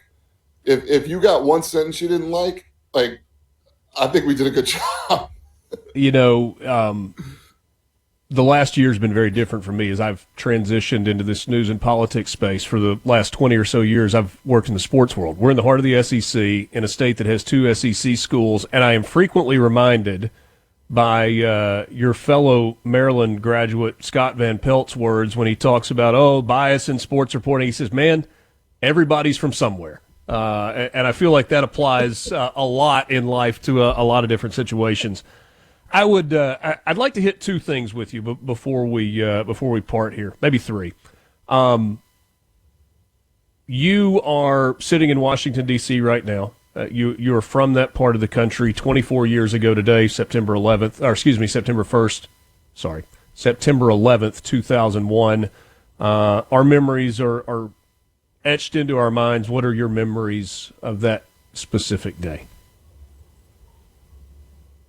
I went into the office and I was a little bit late, and I listened to a news report of the first tower getting hit on the radio as I was parking my car. And I thought, this is like, somebody's personal plane, hit a building or something. I didn't know. And then by the time I got upstairs to the office, the second tower had been hit, and it was very clear that that this was an attack. I remember calling my family and not being able to get, at that point I didn't have, I wasn't married and I didn't have kids yet. But I called my mom and my sister were traveling together, tried to call my father. It was very difficult to get in touch with people. Cell service was problematic. And I remember military vehicles on the streets of Washington, D.C. and the city being empty because most people sort of fled the city. And I, because I worked at that time for Congressional Quarterly News Organization, I stayed at work.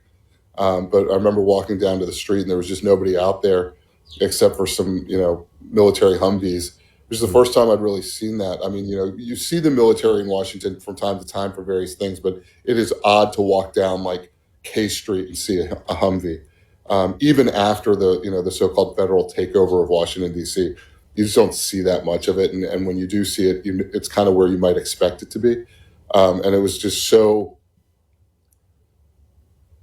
it was so gripping, so eerie, and so clear that we were at war all at once. And I remember solidarity in a way that I haven't seen since then in this country. Yeah, we played the clip from the Yankees game on Game 3 of the World Series, October 30th, when President Bush threw out the first pitch at that game, and that was one of the overwhelming emotions. You get 55,000 people in Yankee Stadium, and everybody's cheering for the exact same thing, and it wasn't the Yankees at that particular moment. Solidarity certainly was there for a little while.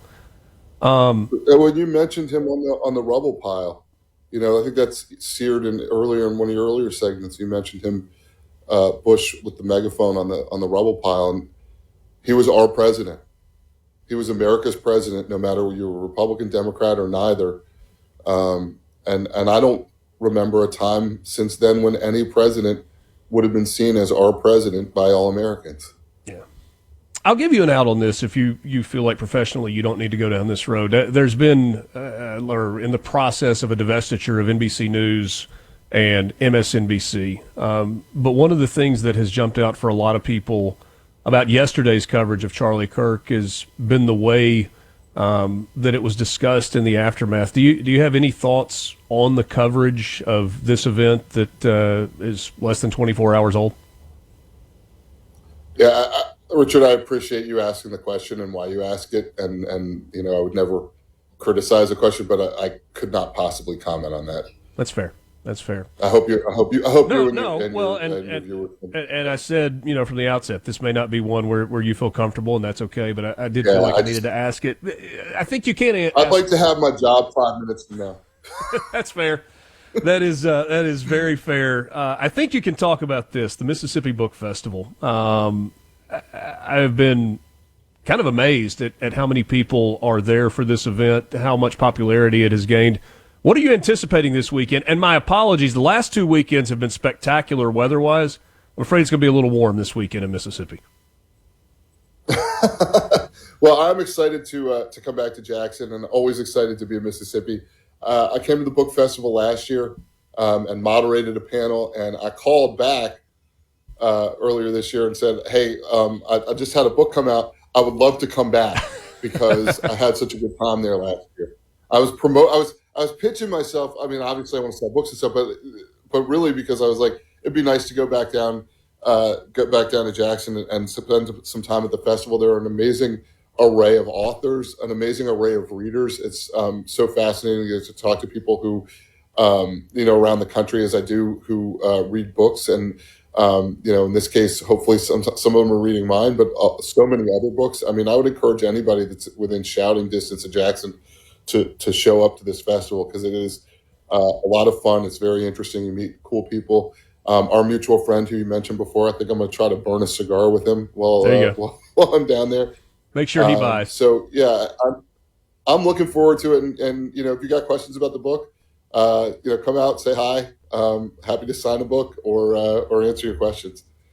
Should be a lot of fun, and the TV schedulers actually cooperated with the Mississippi Book Festival. Both Mississippi State and Ole Miss have games that don't kick off until the evening, and so you can do both, whether you want to watch them or actually attend them. It worked out well. Yeah, last year I went to the festival, and then I spent the entire rest of the day watching college football with our mutual friend. There you go. Jonathan, I really appreciate your time. Safe travels to you. Thanks so much for sharing. Continued success with the book. Again, the title is Fight. You can just Google that, and you can find it. Inside the Wildest Battle for the White House. Outstanding work, and I hope we can visit again soon. Thanks, Richard. Really appreciate it. We got half an hour left with you on Mornings with Richard Cross right here on SuperTalk Mississippi. Glad to have you along for the ride. Told you from the outset this morning that our focus was going to be three-pronged. We were going to try to remember those lives lost 24 years ago today. We were going to try to remember the life of Charlie Kirk in the wake of his assassination, and we were going to try to find some joy, try to shine a little bit of light. We're going to do that with some of your messages. We're also going to visit, coming up next, with Lars Larson from the Lars Larson Show. It's SuperTalk Mississippi. MRC, back with you right after this. 10 years on the road, picking one-night stands, speeding my young life away. Tell me one more time so I understand. From the Zebra. Know where the news is going next. Mornings with Richard Cross on Super Talk, Mississippi.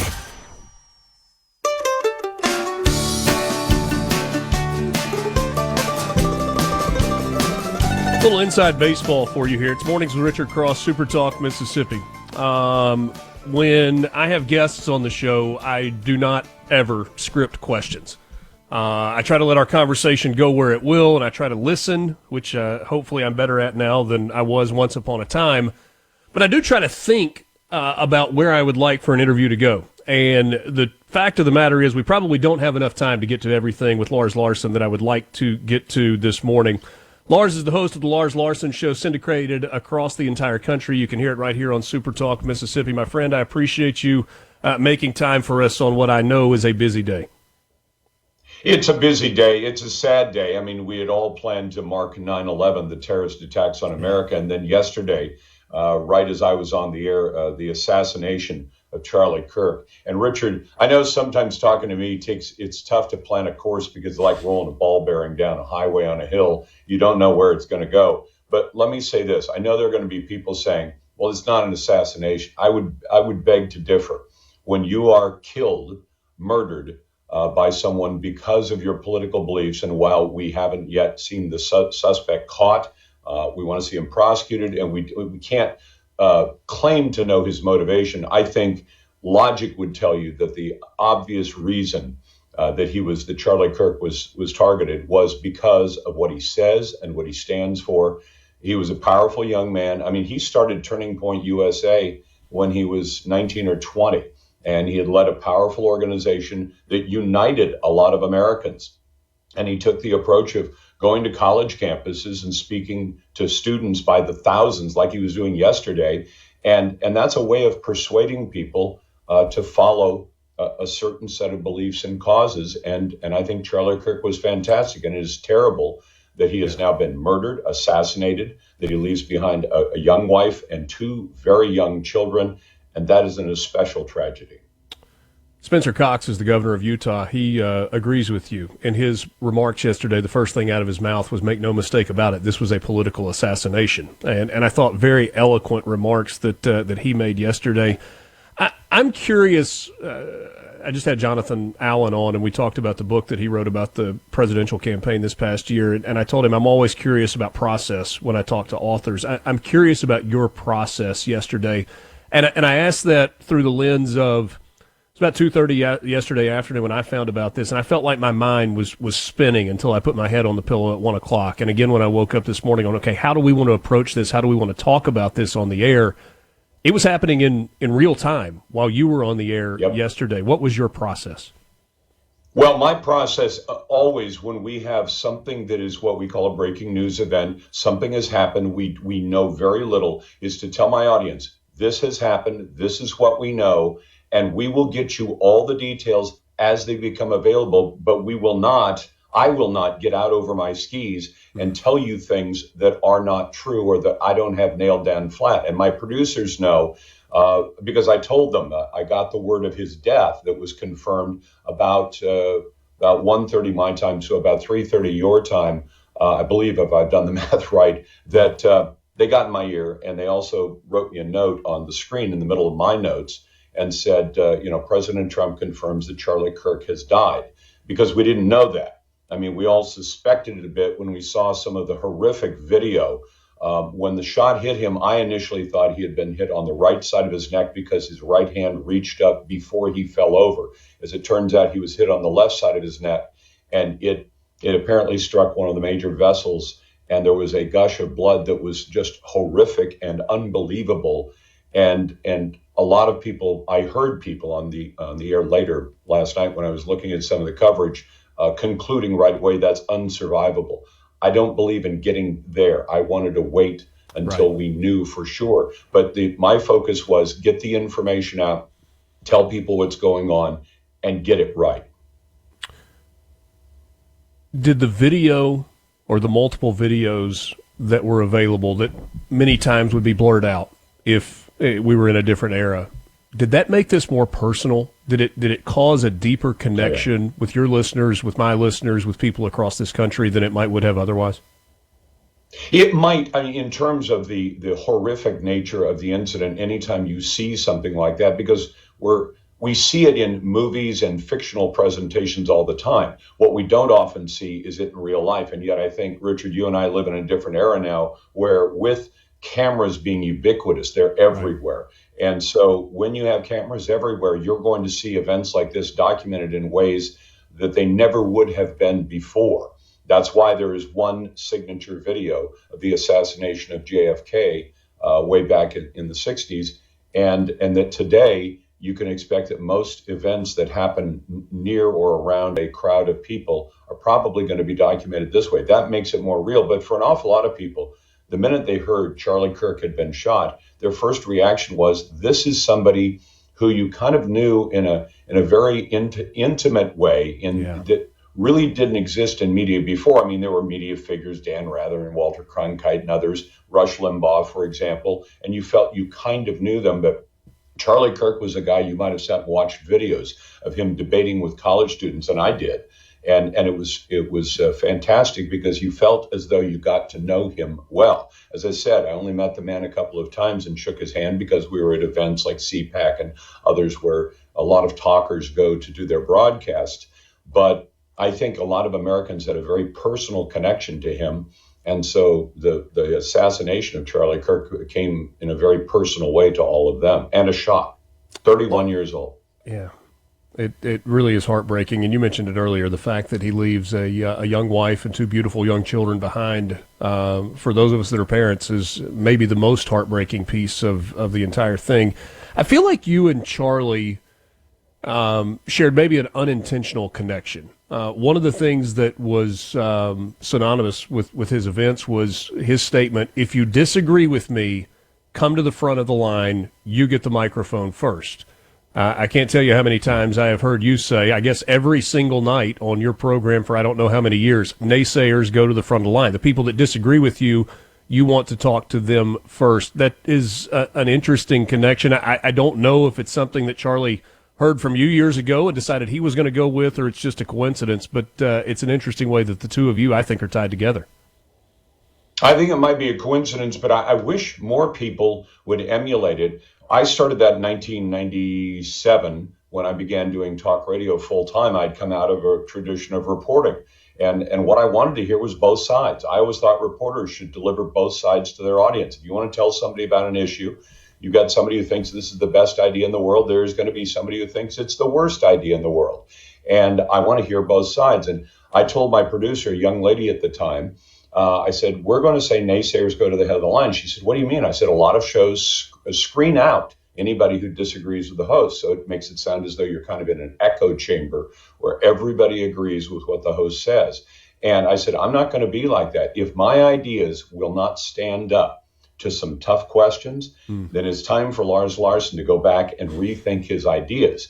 And there are times where naysayers have said, hey, what about this? And I'll be honest, there have been a few times where I say, wow, I never thought about that particular aspect of a problem. And if my audience can hear that and say, the next time I've decided that this is a good idea or a bad idea, why don't I think about the alternate point of view? And I thought, I'll invite people to be naysayers. And I want my audience to hear not only the naysayer, but I want to have them hear how I answer the criticism or the critique of my position on an issue. And if I can't answer it well, they may conclude, Lars doesn't know what he's talking about on this one.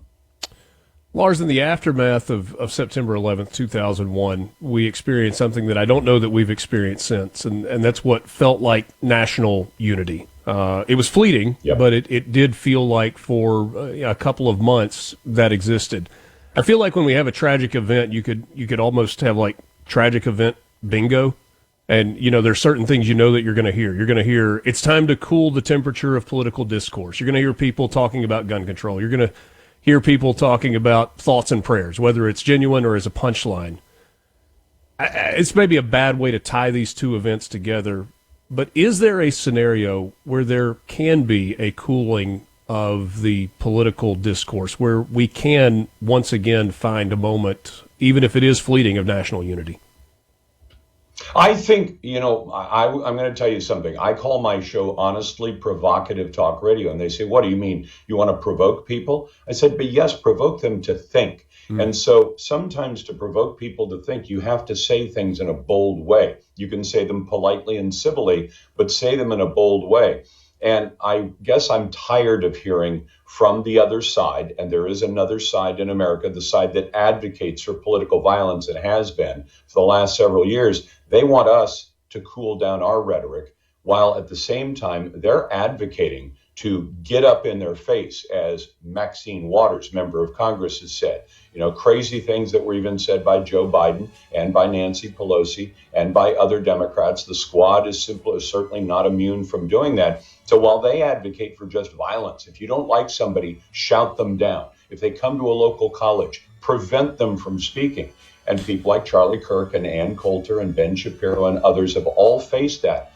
I want people to think about that. Do you want to have a vigorous national debate, or do you want conservatives to cool it? I'm not in favor of cooling it. I am in favor of, and I had some people yesterday saying, we've got to do more than just vote. And I said, if you're trying to lead me down a path where you're suggesting that we should have the same rhetoric of the left, that we should go out and hurt people to get our point across, I will not go. And I told a caller, I won't go there.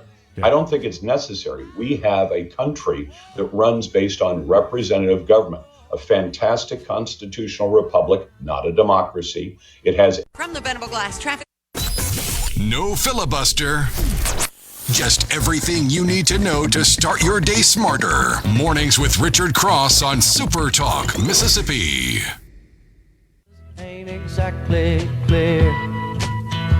There's a man with a gun over there, telling me I got to beware. I think it's time we stop, children. What's that sound? Everybody look what's going down. I want to say thank you to all of you for listening on this 24th anniversary of the attacks on September 11th, 2001, and a day after the assassination of Charlie Kirk, a bright, young, thoughtful mind on the political landscape. I don't know if we hit the mark this morning or not. As I said to Lars a second ago, if you were with us, I felt like my head was spinning from about 2:30 yesterday afternoon until we came on the air at 6 this morning. And I don't mind sharing with you. In fact, I put it on a kind of rare post on X last night that I was praying for wisdom in how to find the right words to move throughout the show this morning. I hope something that has been said, whether it was from one of you on a text, something that I said, something that one of our guests said, has perhaps struck a chord with you this morning. I hope that you find time for reflection today, that at some point in what is a busy schedule, whether you're juggling stress at work or kids or whatever may be going on in your life, I hope you'll find a moment for some quiet reflection.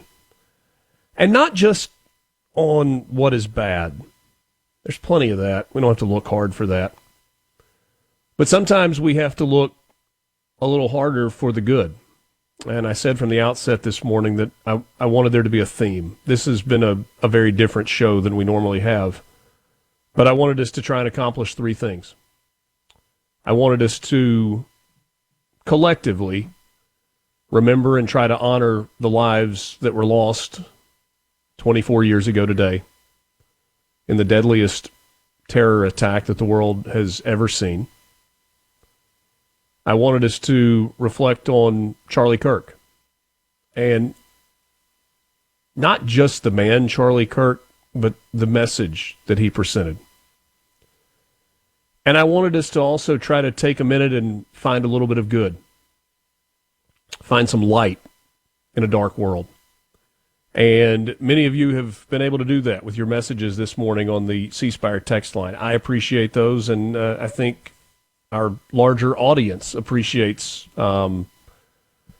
kind of the reflections and the reminiscing of fellow Mississippians, of people that we know or people that we don't know, but maybe we feel like we know because we're connected through this thing that we call radio and multimedia.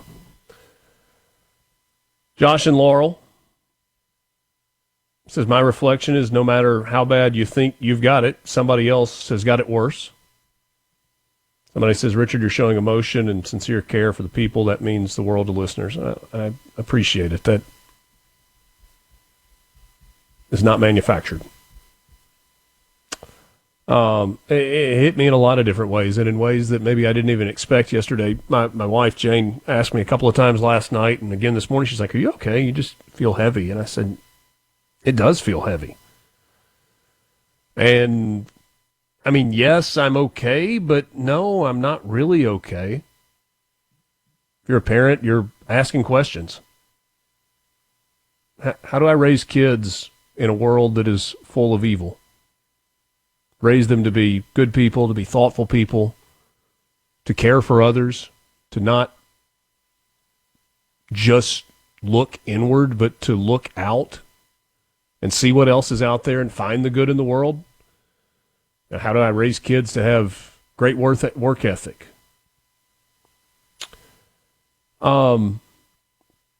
Rusty shares a remembrance from 9/11. He says, my wife was on her way home from California. Her plane was the last one to land in the country.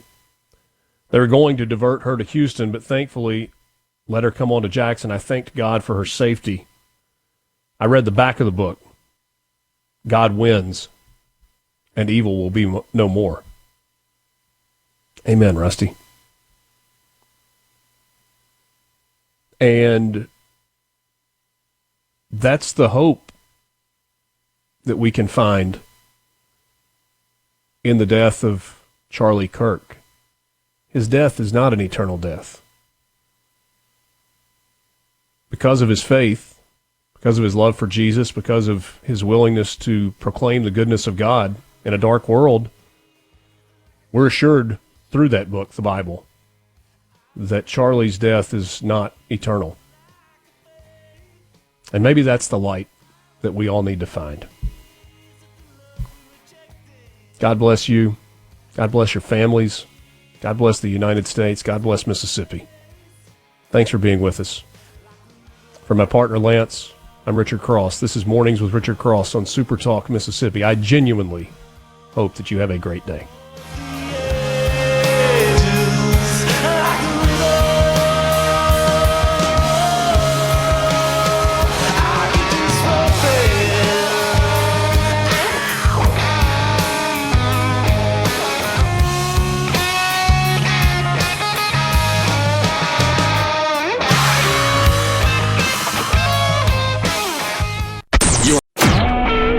SuperTalk Mississippi Media Production.